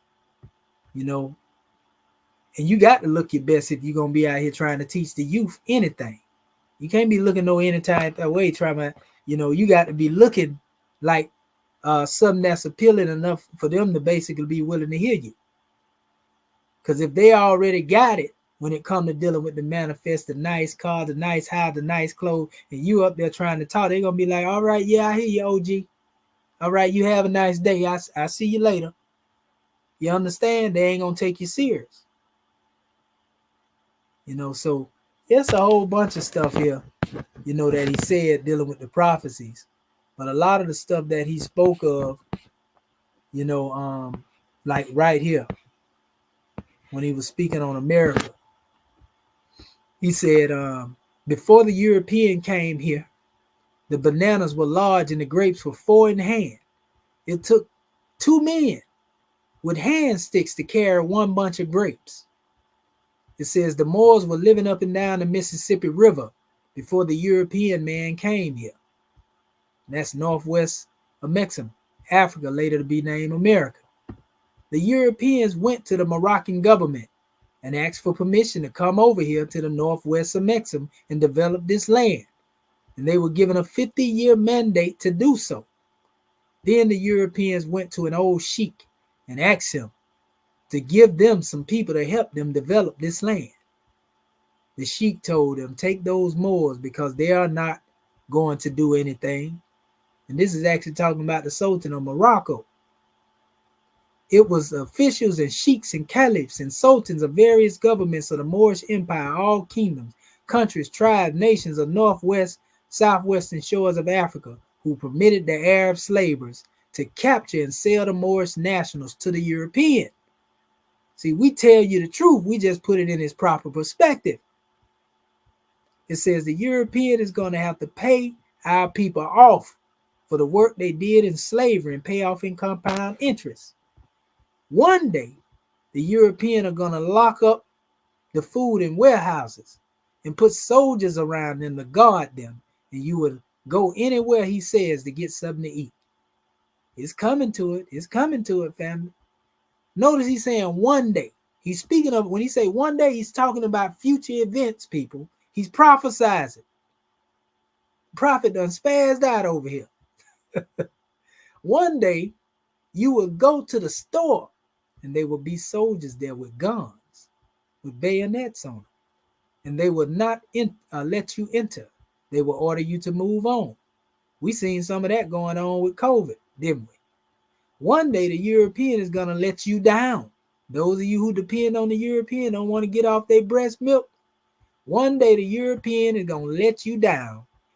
It says, and you are going to have to put up a 90-day supply of food to last you until your brothers come to your rescue from the east.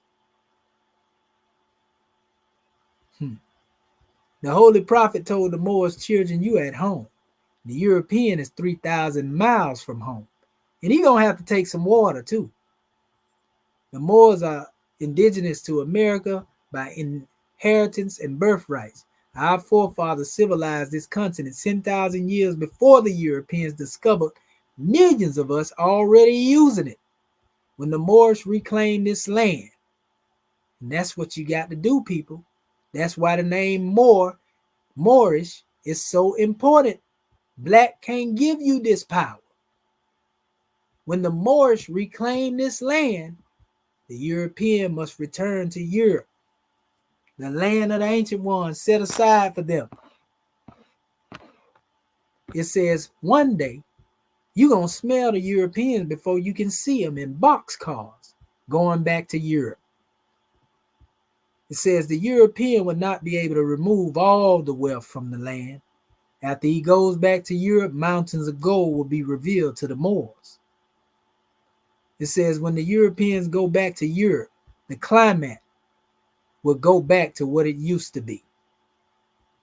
He said, I like good peas and beans. I'm going to save 8% of the Europeans because they are good farmers. Prophet Noble Drew Ali was up there. He say, if the European be just, they would have an Asiatic president. And if they had an Asiatic president, they would have a European vice president. He prophesied Barack Obama and Joe Biden. He say, I'm going to stop the European from thinking and start you to thinking. You Moors are thinking for your own good. Man. He said, one day, your biggest trouble won't be getting with European women. It will be fighting them off. It says, get a good European education and I can use you. In other words, he was telling you, learning what not to do. You know how these people done treated us. So now you should know how to run a government. Don't do what they did to you to them. Don't do what they did to you to other people. Simple. The Holy Prophet, while speaking, would jump up in the air and laugh and say, Rome, 2,000 years ago, you got me, but I got you today. He said, I'm going to lead the European here just long enough to teach you how to run a government. And this is what we keep trying to tell our people that want to stay, in the MST of A as a lawfully chartered organization. If that's what you want to do, recognize that we are walking in the footsteps of Prophet Noble Drew Ali. Because he said here, this is intent, family. And if the Moorish Science Temple was already a government, he wouldn't have to lead a European here long enough to teach us how to run it, because he taught the Moors how to run the Moorish Science Temple. But he said, I'm going to lead a European here just long enough to teach you how to run a government. So he wanted his Moors to go into the mindset of government and not just think that it's all about being a religious corporation. It doesn't take anything from that. He's saying he wants you to run a government. He ain't tell you, I'm going to leave you long enough here to run the United States government. That ain't what he said. He said, I'm going to leave you here long enough to teach you how to run a government. And the chairman was the one who caught that out of the ethers. The chairman was the one who heard the voice of the prophet speaking from the plane of soul and brought forth the government. Same thing our brother Elijah Pooh and Marcus Mosai Garvey was talking about. The chairman is the only one who did that. You know what? It ain't strange, because I was actually looking and dealing with some research. And I was dealing with the names, and the name Elijah and Elihu came up. Our brother Elijah Muhammad, spoke on a government to be built by those coming behind him with new teachings. You hear me mention this from time to time, but in this particular Hebrew definition, they use the term God of Jehovah for the definition of the word Elijah, right? But then it also gives the definition for Elihu. It says the God of him. And so Elijah said that it was a God man coming behind him. And that this God man, this new ruler, this new teacher would come building government. And the only person I know to do that is my chairman.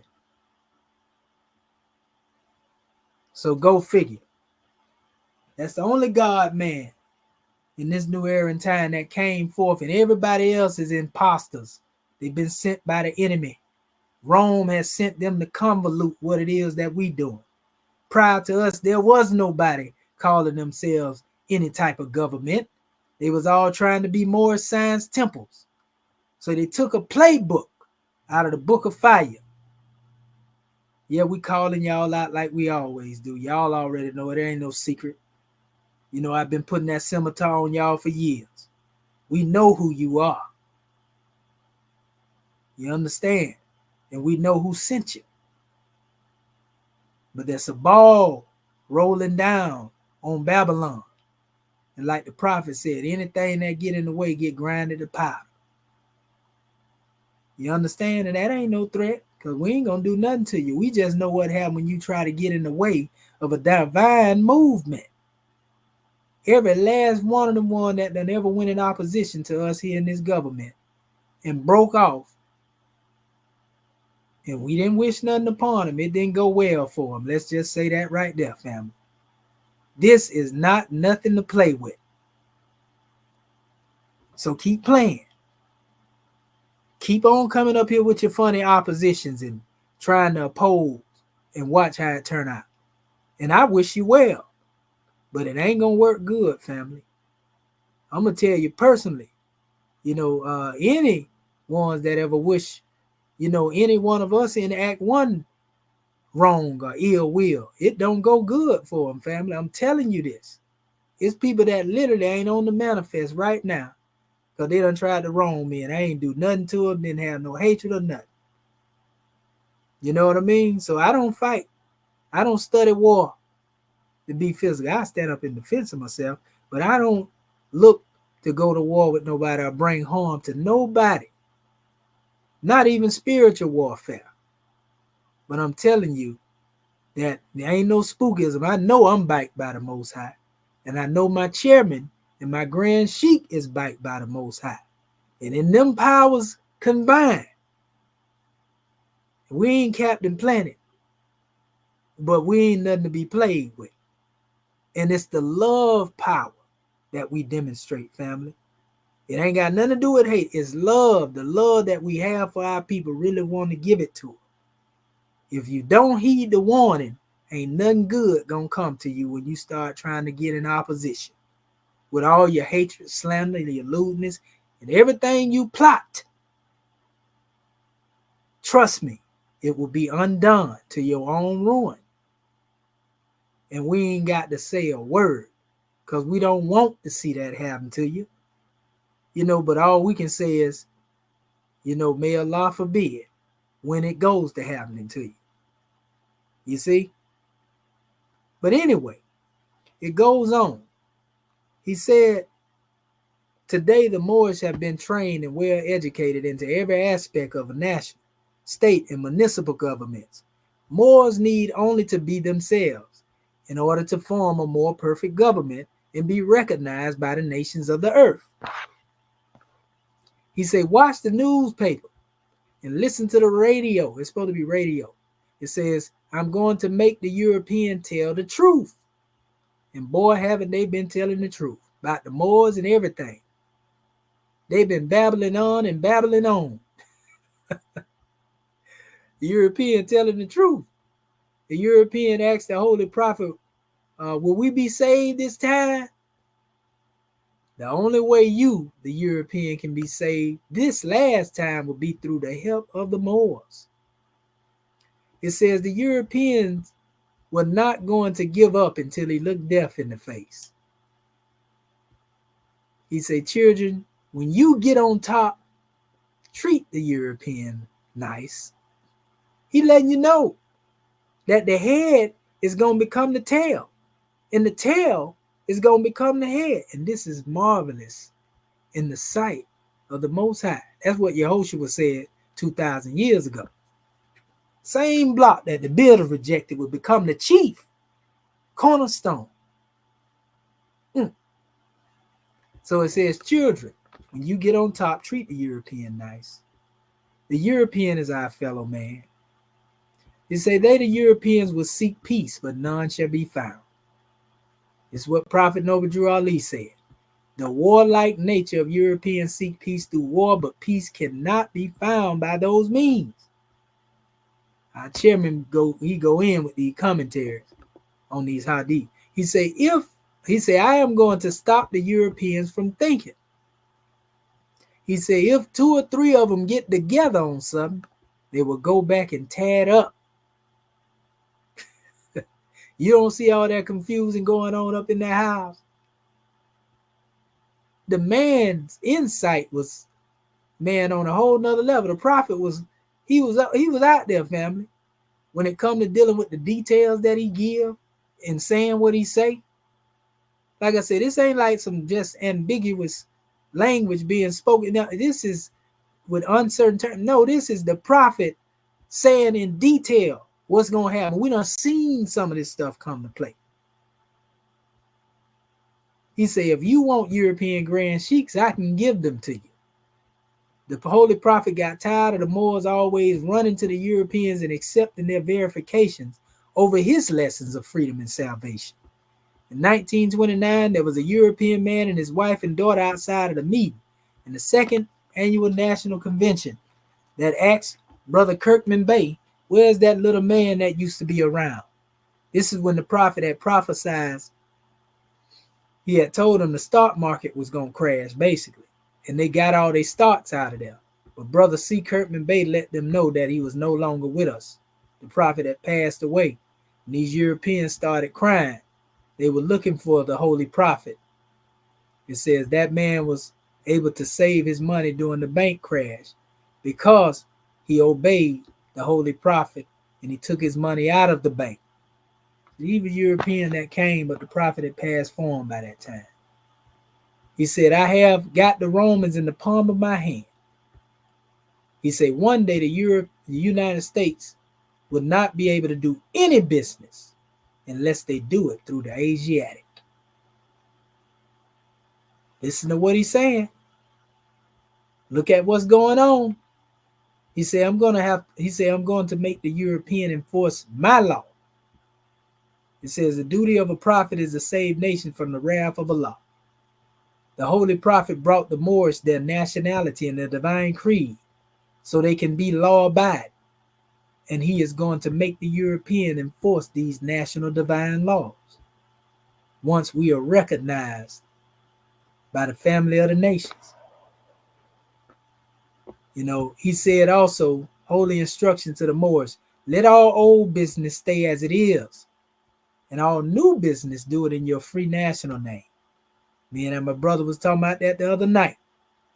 He said, let your good deeds outnumber your bad deeds, and when you pass away, you won't have anything to worry about. He said, my good Moors are gonna live. He said, we the Moors have the blood of every nation flowing through our veins, thereby bringing about a cross spirit. He said, the Italians have our blood, the blood of the Moors mixed in their veins. That is why they are so mean. He said, I didn't tell anyone where I was born or who my parents were because I didn't want people to make a shrine out of the place or make over my parents like it was done with Joseph and Mary. He said, we, the Moors, are a hard-headed, stiff-necked, mean set of people that have never done anything except at the point of a sword.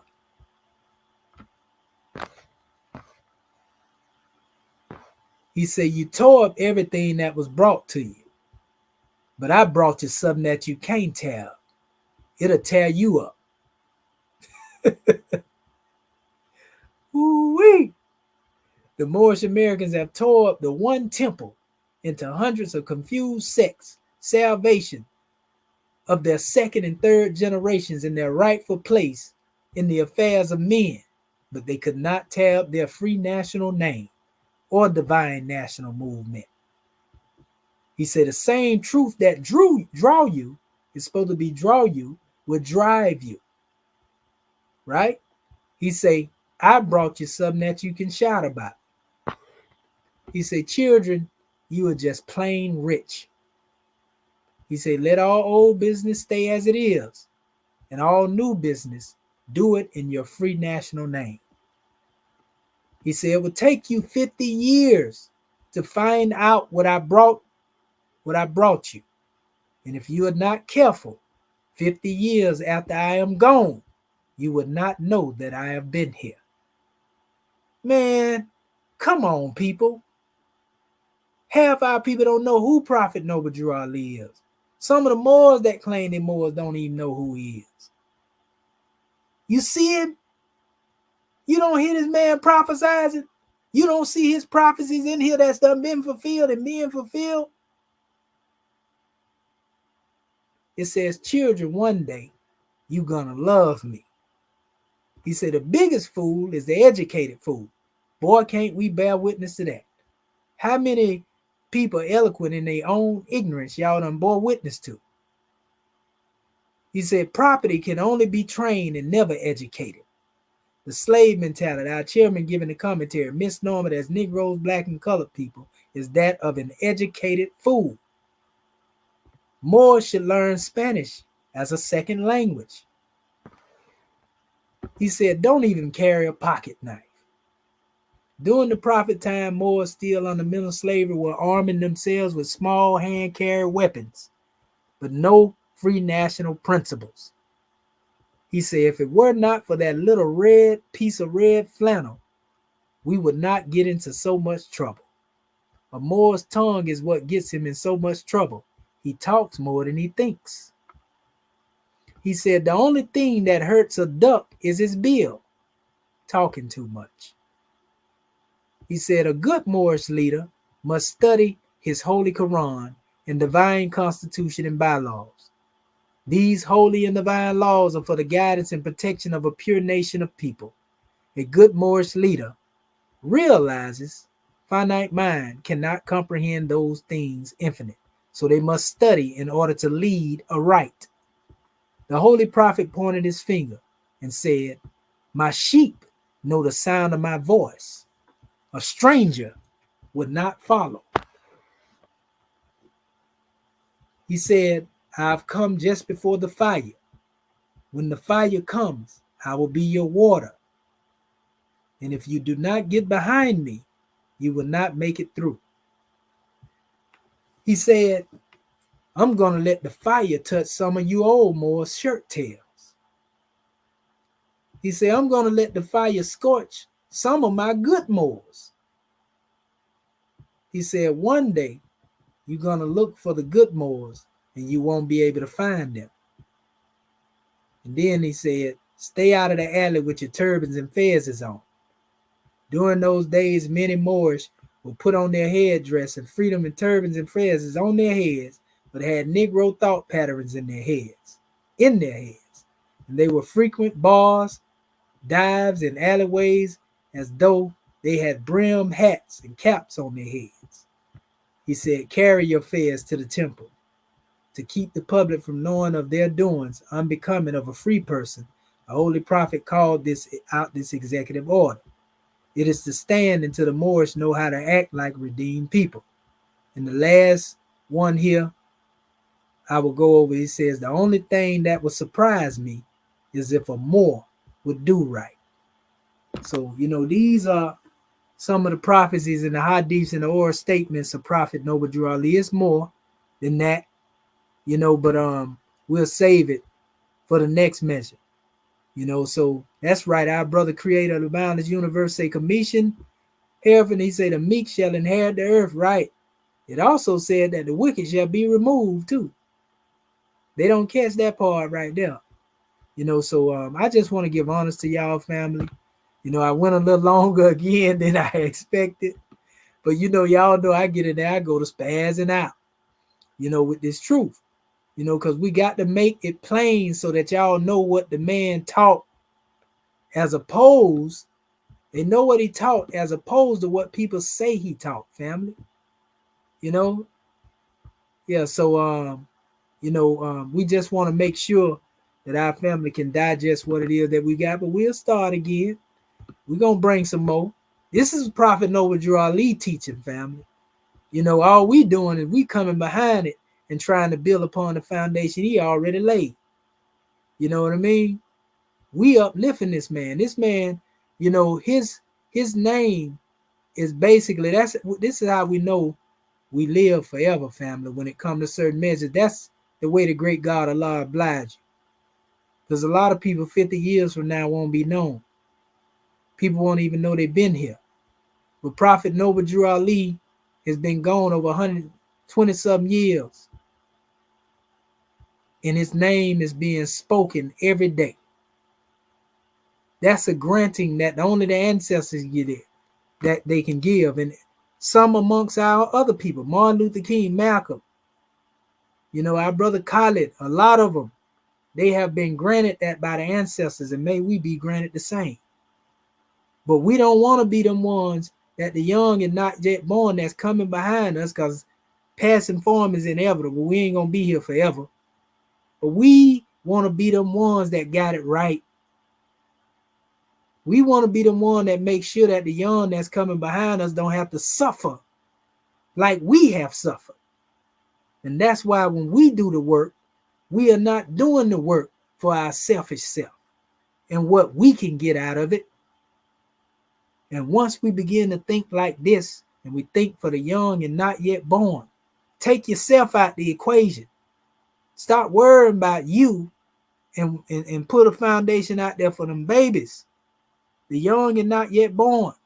Once we start thinking like that, that's when the Most High, will allow us to go back to our former glory. It's a part of the prophecy. If my people, who are called by my name, would turn away from their sinful, they wicked, they corrupted ways, I added that. He say, I turn toward them, I heal them. That's what he said in the Piscean records. So I want to give honors to our family. I'm going to drop the link just in case somebody want to get in here while I'm shouting everybody out. If not, we're going to shut this demonstration down and start in our next measure tomorrow. So we're going to drop the link in there. You can come in here as long as you're respectful, even if you disagree, long as you're respectful. But anyway, it says, to those who are here, it ain't nothing but honors to you, family. We want to give honors to Abzu, Bazu, Pardon Self, Lisa Nicole, Moria Bael. Want to give honors to Noble Brian, Charles Warrior, Idris Amir. Want to give honors to Born Dog. Want to give honors to Anti-American. Honors to you, brother. Family Cameron Manbay. We give honors to you as well. C Mac. Atan, y'all, we're going to shout everybody out every time. This is what we do, family. The list can get very long. I'm going to always do this here. I'm going to let it be known. I know you there. I acknowledge you, my brothers and sisters. Carbon Dark Matter. Honors to you. Creator of the boundless universe. Marquise. Honors to you, family. Malika Shamsuddin Bey. Honors to you. Wandering Prophet. Honors to you. We see you ask, what book is this from? It's from the Exhuming of a Nation. The Book of Fire, brother. Exhuming of a Nation. Get your copy. You can order that 1-434-676-1555. Again, that's 434-676-1555. And you'll get an autographed copy from the chairman. So we give honors to all of y'all. Creator of the boundless universe, it's all love. FS Drathio, long time no see, family, it's love. Idris Amir again, love. Born Dog say bring out a little bit both. Yeah, we're going to let our family digest that, and we'll definitely be in here tomorrow, grand man. But y'all be sure to hit that like, share, and subscribe if you already haven't, and let the people know you here, because we got to get this information out here to the people. We're not trying to make you become Moorish by giving you this information. We're just trying to give you the proper history of Prophet Noble Drew Ali, and there are lessons in some of this information, regardless of where you stand in your belief or what you believe, that you can draw from without having to say you Moorish. You know what I mean? So that's on you, where you choose to be and what you choose to proclaim. We ain't against that, because we believe in all of the teachings of all of the divine prophets. That's why people can't get an understanding. It'd be like, Commission, how you gonna defend this? And he's a Commission Hebrew. He don't know what. I know exactly who I am. But in our teachings, we believe in the truth, and we defend the truth. You understand? It ain't got nothing to do with what people calling themselves now. We defending the truth. I'm standing in the truth of God defense, even though he don't need me to defend it. I'm standing in defense to bring about clarity and understanding to people who want to know what's really being said. You understand? If you don't believe in the Most High and you atheist, that's all good. That's your belief. You see? But I tell you this, I tell all atheists that most of them just don't believe in themselves. Because that's what atheist is. In other words, you don't believe in the God within you. That's why you don't know where he is. That's why you're saying he don't exist. Because you don't realize he's in you. Ain't no spook scaling no clouds. When God came in the Old Testament, the first time he manifested himself as a man. And I was watching the discussion on the panel, on Sarnetta channel. And they were speaking, and I was watching when they had the debate. And I want to give honors to that brother Neo Love. Good brother, because I definitely seen that he made clear his premise, but when we deal with the aspect, of some of our people who don't know or don't like practicality, they'll try to cover up a lot of things. The brother showed them the same thing I had actually been teaching about, and I was putting it in there. Genesis chapter 18. Yahweh ate. Y'all seen it when I was demonstrating the other night. He ate with Abraham as a man, people. You know what I mean? They tell me, oh, no, that ain't saying that. Yes, it did say that. Genesis chapter 18, it said in the Hebrew, it said 3 men appeared before him. 2 was angels, and 1 was Yahweh or Yahweh. And they ate meat, and they drank milk, and they ate bread with Abraham, people. So they trying to say, oh, this is Jesus. Jesus was not born at that time. Stop it. Where's the Holy Spirit? The Holy Spirit is Ruach al-Qudus in the Old Testament. That's Jabril. He was the Holy Spirit in the New Testament. Jabril, Gabriel. He came as a man. You understand? It's these people that are trying to spook people out that don't want to admit to that. You see? That don't mean you just go around worshiping men. We just telling you the Most High came as a man. So the brother was right. Neo was right when he said that. But acceptance is something else, family. I want to show our family. I'm going to show you right now, just for the sake of it real quick. Our brother Bondall say keep it going a little bit. So I'm going to show y'all what I'm saying. Watch this. Watch this. All you got to do, you can go right there to the Hebrew itself, family, and look at it. It's going to go scripture by scripture. Now watch this. Let me do this here because I want to go straight to the chapter. Y'all seen it the other night, but it may be people on here that haven't seen it. I had just taught on this same thing. There it go right there. See that right there?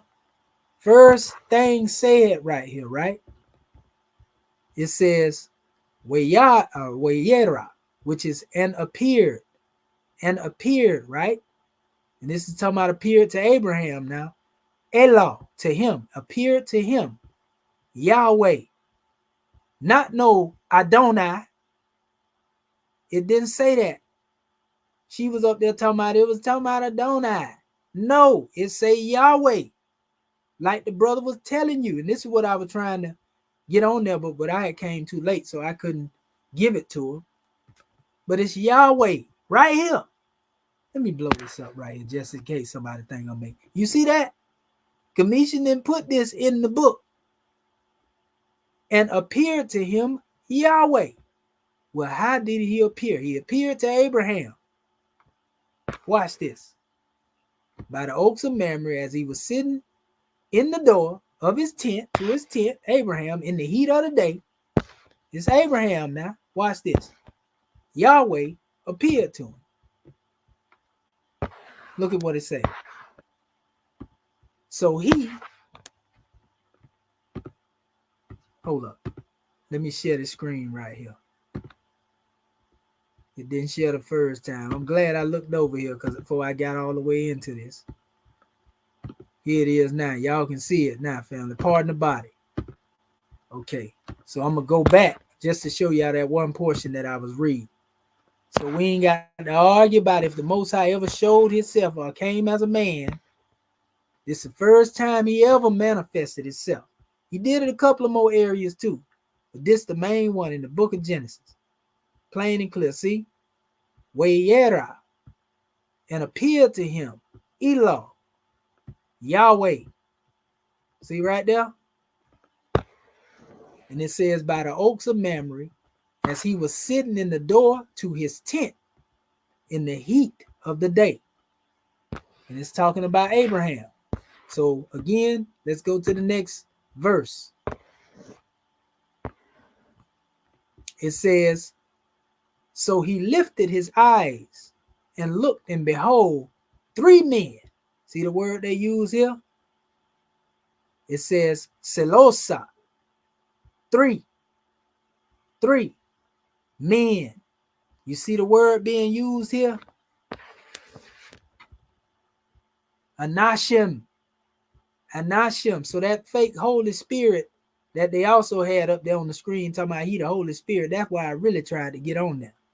He talking about he the Holy Spirit and everybody else going to hell if they don't listen to him. And this dude calling himself the Holy Spirit, y'all. But I couldn't get on there because they was getting ready to shut it down. But anyway, the word Anashim means men. So when Neo tell you that the Most High came forth, he was one of the 3 men. These were the same 3 that came when Sodom and Gomorrah was getting ready to be destroyed. The Most High was so mad and upset, he said, I'm coming down myself. I'm coming myself. And he dropped them 2 hitters off. He ate with Abraham first, and then he dropped the hitters off after they tried to, don't do it. No. Everybody in there gets it. Unfortunately, the Most High created it. From him we come, from it to him we return. So I don't think you want to go against that. So the word anasim, you see it's translated as men. Let's go to the actual word and see what happens. You can click on it. Let's see. The attestation show, and they got many different forms of this name. See, they got Anase, Anasa, Anasi, Anasika, Anasik, all these different books. And notice it is men, people. You see that right there? Men. So that word that was used, and it said it was how many men? 3 men. Let's go into the word selosa. Every time you see the word, and you got many different words, baselosa, baselos, bislos, bisla. So you got to know roots of words. You see the root is selos. So it's in every one of these different words, no matter what they put in between it or behind it. 3. Selosa. Now you know how to say 3 in Hebrew. Thank me later. Right? So when we come back over here, because we got to get to the good part. These 3 men that was standing by him, and when he saw them, he ran to meet them. It says, from the door of the tent, and he bowed himself to the ground. Who is Abraham bowing down before? He definitely wasn't bowing down, before nothing else other than the Most High himself. You know what I mean? He was a prophet. So watch this. And he said, now this is where he used the word Adonai. He said, my Lord. He used that right here. You see what I'm saying? That's just another attribute. Letting you know it's still the Most High. If now I have found favor in your sight, he said, not I pray do pass on by your servant. Don't pass me by. This is what Abraham was saying to the Most High. Don't pass me by, God.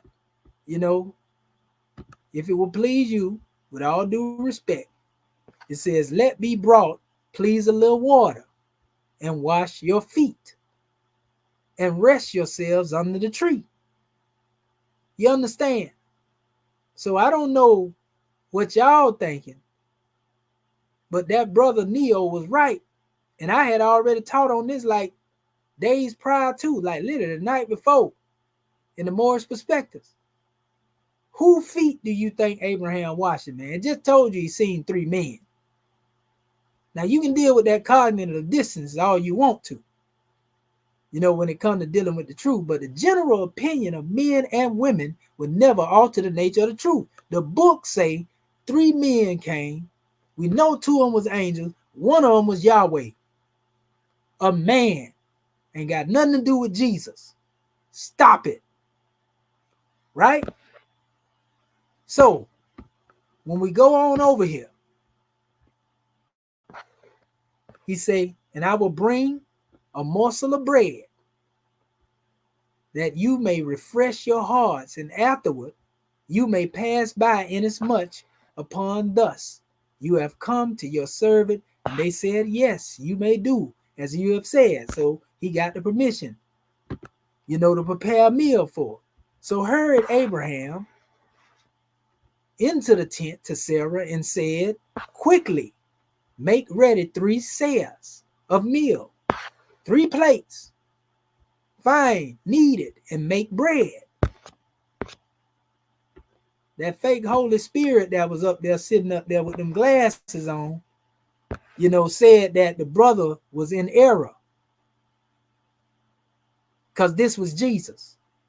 Ain't no way in the world you finna find the name Jesus nowhere in the Old Testament in this Genesis book.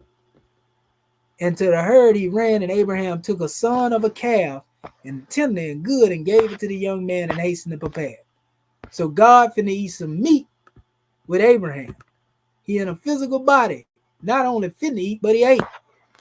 So he took butter and milk and the calf, which he had prepared, and he set it before them, and he stood by them under the tree, and they ate. Now, y'all keep on thinking that this is an apparition up here eating if you want to. We got to stop this. You know what I mean? We got to stop it, people. If he say they came as men, they came as men. What you arguing about? The brother Neo was right. And he proved what he said. That sister, she was way going in a whole nother area. You know, trying to interpolate, pardon self, you know, Jesus into the scripture. You know, basically she was defending her. She wasn't even dialoguing. You know, so yeah, Neo, if you hear me, brother, you definitely got that. And the sister knowledgeable, honest to her. So anyway, you know, this is also when Sarah was there and she thought in her heart that she couldn't have no seeds. She didn't say it out loud, but the Most High say, why did Sarah say in her heart when I say that you were going to bear a son? Why did she say, me bear a child? Or why did she say, huh? Why did she laugh to herself? He knew it because he the Most High. Of course, he would be able to know if she was laughing or not, right? You would expect him to be. So, you know, we got to stop playing. I can show you many other places. You know, when we talk about the Ancient of Days, you know, the lying Holy Spirit that was up there on that thing. We ain't talking about the real spirit. We talking about the one that was up there on the screen, on the channel, Sarnetta sitting up there with them glasses on, talking about the Ancient of Days with Jesus. You see what I'm saying?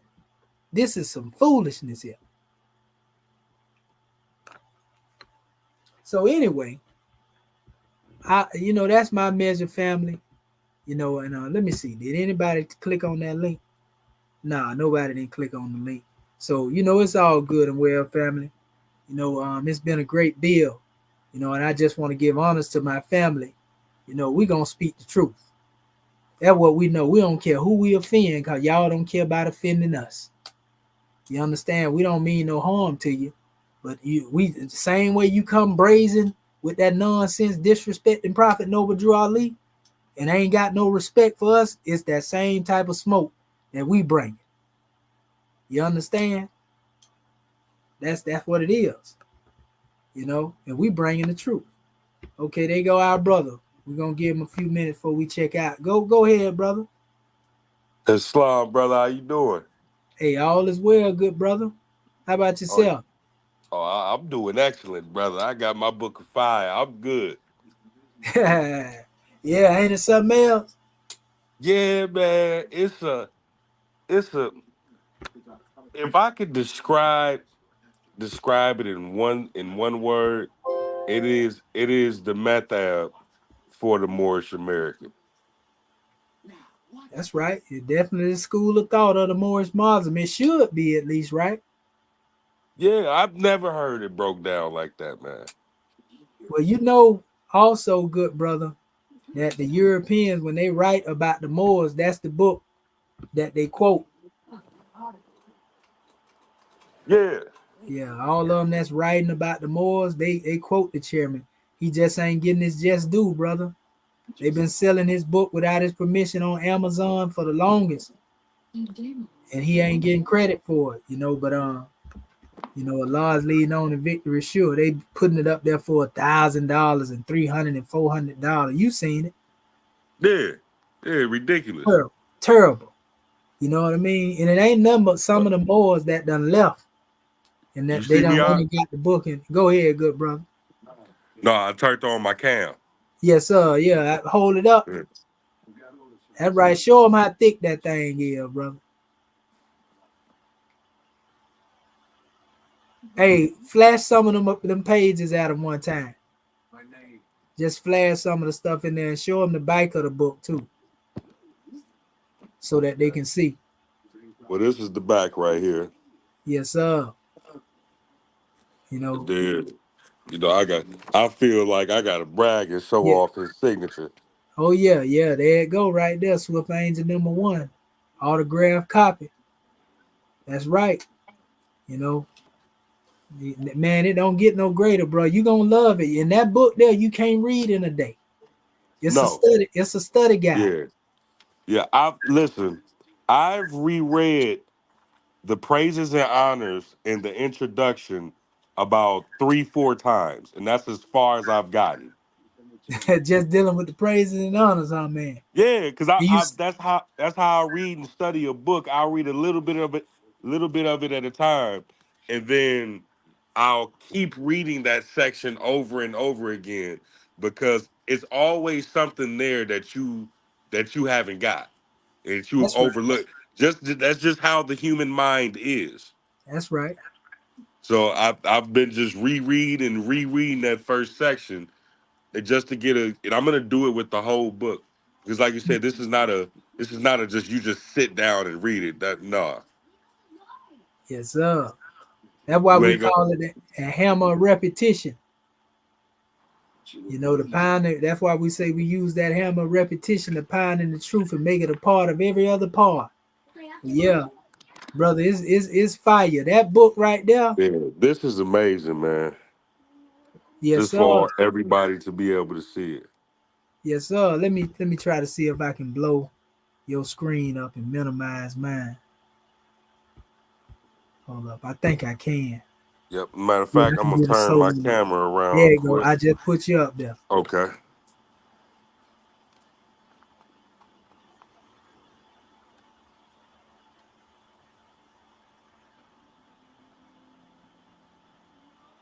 Oh, he getting to it about who really over there in that land,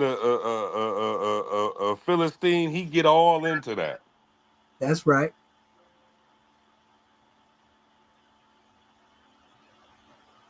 Yes, sir. He ain't playing. Let me tell you something, brother. That brother made it hard for me to go to sleep last night, man. I couldn't. Yeah, all is well. And that's how it's gonna have you, man. And that's why we going through it with our people, bit by bit, so they can digest it. Because it's so much wisdom, man. He definitely adept. You can tell that he was born, the chairman was born for that. You know what I mean? Oh yeah. Yeah, he wrote volumes of books just in that one book right there. You know how he actually had to write that? A lot of that had to be you know, put on paper towel and even toilet paper, brother. You know, our brother done dropped off. But yeah, he had to, when the chairman was in the Disma Crips, you know, he had to send that out to be edited. You know, and he said he wasn't able to be free until he finished the book. He talked about the 3 Sikhs that he met from India, you know, while he was in his situation. You know, so that's why the chairman tell you, only way out of the fire through the fire. Our brother been through the fire. He was set up and turned against. Yes, sir. Hey, sorry about that, brother. That's me getting back to my iPhone again. I had traded on it and was with Samsung, and now my unfaithful ways are showing. All is well, all is well. All is well, good brother. Yes, sir. Yeah, I see our good brother there too in the audience, our brother Noble. Brian say, Brother Commission, I was studying the Declaration of Independence and the Moorish American Birthright of Independence in our government website side by side. And man, we as a people have those same. And they say God-given rights to be free. That's right, brother. That's right. We just trying to get our people to understand this. Stop trying to fight to be another organization. We done did organization already. We done did the sit-ins, the stand-downs, and all that. No, it's time for us to build government. Or our brother say, okay, I haven't got that far into the book then. Yeah, it's a lot of reading, family. It's a study guide. You can't, my copy that I got over here, I done had that book maybe about 17 years. My copy right here. I'm gonna get me a new copy too. But I Yeah, got I'm not even gonna lie, brother. I'm finna book bind this one and put a hardcover on it. ain't nothing wrong with that because I had to retake mine. The one I got, it did Uh good. huh. I got some of that good clear construction tape, and I Yeah, had to but literally go in pages because they had separated. You know, and this yeah, book you know, lasts long. FedEx does it for you. They'll book bind your book for you and reprint the same images that's on the cover, back, and the side for you. Yeah, that's what I know. I heard they would do it. Yep. Yeah, yeah. So like yeah, I had put everything back together and it held up. So, you know, I had put my pages back in here that had come out, you know, because a few of them had come out. You know, but this book lasted a long time, bro. You know, it definitely lasted a long time. So yeah, man, all is well. Man, congratulations, man. It's a good read, brother. And I know you're gonna be definitely laying it on us too. We look forward to that once you get a chance to digest what it is you want to bring forth. Oh, I think that's gonna be beyond a good read, brother. Oh yeah, yeah. Definitely. That's what you've been looking for, man. Yes, From sir. our own people, you know what I mean? Especially coming from, you know, the Moorish paradigm. You know, that's why I tell the brothers when I talk to my NOI family, I be telling them, like, y'all was supposed to move from the message to the black man to the theology of time, and from the theology of time to the exhuming of a nation. You see what I'm saying? That's right. Noble Bryan said it. NGOs would not work for our salvation. We done did that already. That's right. You know, non-governmental organizations. No, it's too many of them. That's right. You know, and our people got to get out of that NGO's thought pattern. You know, because as long as you thinking like that, you're gonna be subject to somebody else. You got to think like a nation. That's what they fighting for over there. You know what I mean? Nationhood, nation state. You see? And so we already got the land, it already belonged to us. We just got to embrace it for what it is. So yes, sir. You got something else you want to draw for our close this demonstration out, good brother? Nah, brother, I think you done covered everything that's need to be covered for the night, man. I'm gonna sit and digest on it and maybe get 2 or 3 pages more deeper into the Book of Fire. All is well, brother. I think our people got a better understanding on who the prophet is so far now. So Oh, I do one more thing, brother.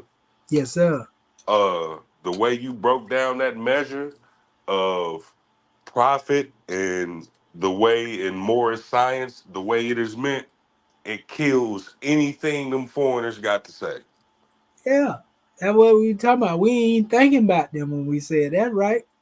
You know what they Yeah, getting because they upset. acting like you talking about like like like like the Nabi Yeah. in And the Arabic even sense of the term. yeah. And even in the Arabic sense of the term, it still don't say in the Quran that he the last prophet. It say he the seal of the prophets. The last come from the hadith. You see what I'm saying? Yeah, They and don't get and it. and the word last and seal is two different words in Arabic. Two different words. That's what we talking about. And then if Aisha stated her own self, she said, say he is the seal of the prophets, but do not say he is the last. You understand? If Aisha said that, I mean, come on. you know? So, they just got to get it together and stop playing. But that's why they be going through so much up there with themselves. That's why they beef with our Shiite family so much. Because they going off them hadiths. Yeah, but brother, the only true hadiths come through the lineage of Ali anyway. That's why they beef with the Shia school of thought, because they have to deny that lineage of Ali. You see? And that's what I'm saying. Like, the real hadith kuti are those that actually correspond with exactly what the Quran say. Yes, You sir. know, and all the other stuff they be making up, that's what got people attacking Islam. People attacking the hadith thinking they're attacking Quran. No, people, that's what the hadith say. That ain't what the Quran say. Them lies, you know. And so that's what I be trying to get people to understand. But yeah, all is Right. well. All is well. Yes, sir. So Well, brother, I appreciate you having me on, brother. It's always a pleasure listening to you and coming up for a little while. oh yeah, all is well. You already know my casa, su casa. Yes, Anytime, sir. brother. Yeah, I'm gonna go ahead and lay it down. And we'll be back up and at it again tomorrow. Yes, sir. Inshallah. Islamism, brother. Yes, sir. Islamism without the schism, brother. Salaam alaikum rahmatullah barakatuhu. Wa alaikum salam. Rahmatullahi wa barakatuh. Kadafis, brother.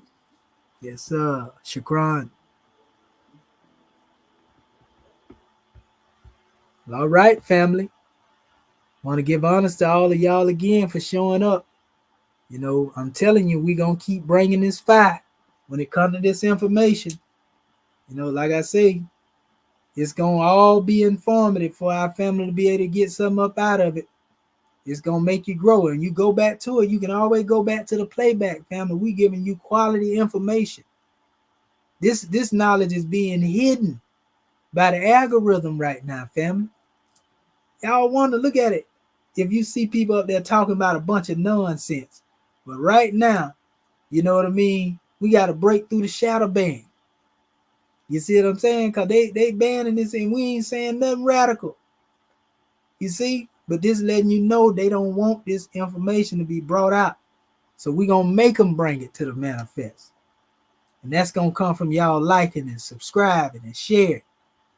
This is a voice and a platform where y'all can come through and demonstrate as well.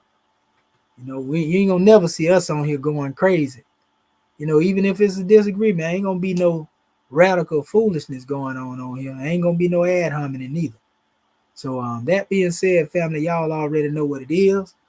We gonna go ahead and make that move so we can raise up again. We went longer than what we said. It be like that with this information, man. I love it so much. I can go all the way, man, to 7, 8 o'clock in the morning. But I gotta start letting the body, get a little rest, so to speak. I don't be tired, but it's healthy to get a lot of rest as well. So what I'm gonna do, I'm gonna leave a little trite like I normally do. Y'all already know I got to get back in the lab too and bring something else to the manifest for our people. So let me load this up and we're going to go out.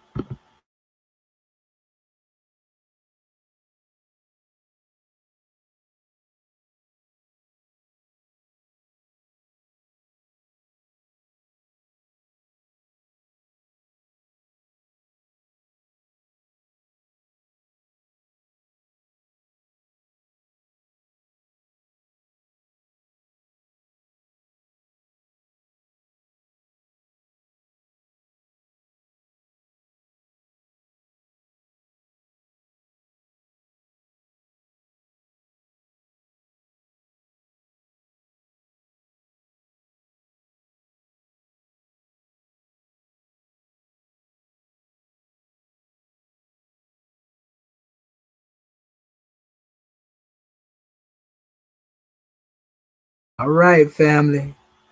We're going to drop this one on y'all by yours truly. I produce, the lyrics, and we give honors to our family, for the instrumental. Moorish Ties.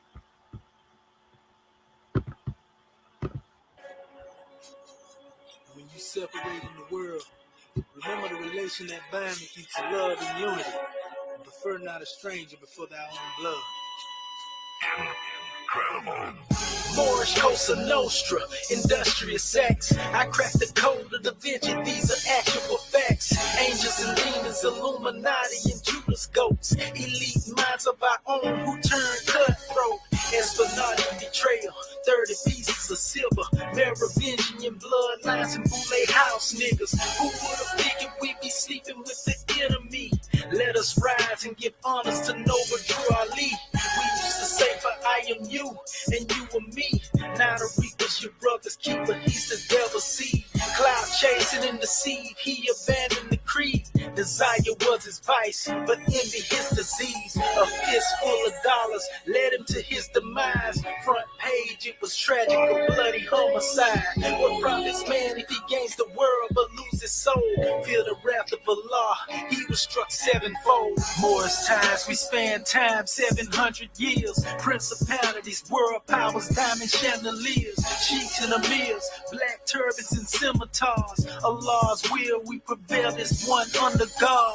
Moorish ties, we span time 700 years. Principalities, world powers, diamond chandeliers, sheiks and emirs, black turbans and scimitars. Allah's will, we prevail as one under God. The seat of power lacks dominion when sultans depart, but immortal virtues shall remain within the people's hearts. True successors are often overlooked and crucified. Sheikh Emilia did his best to exercise his fire.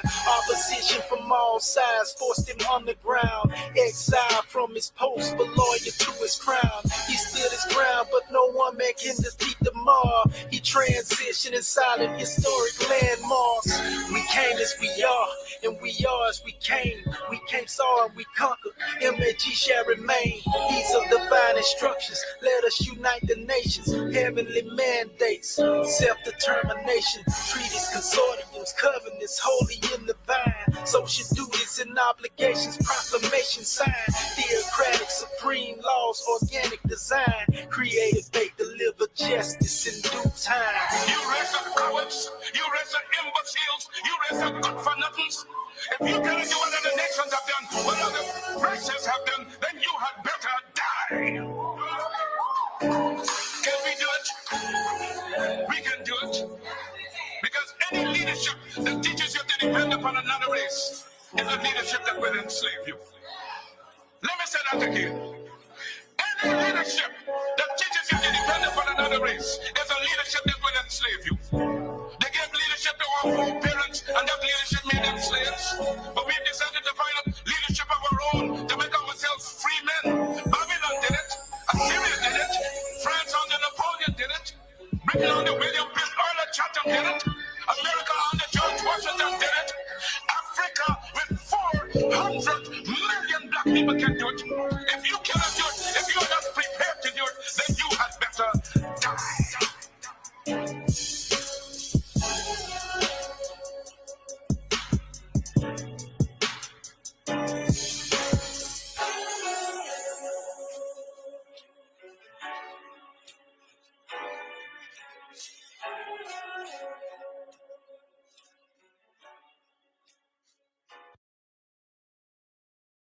And peace and love, family. Y'all already know what it is. Unqua Jet Seneb, life, health, and prosperity be upon you all. Shimotepu, the peace of the ancestors I offer you. Till the next time, y'all already know what it is, family. Universal love. Spread the love. We must learn to love instead of hate. Peace.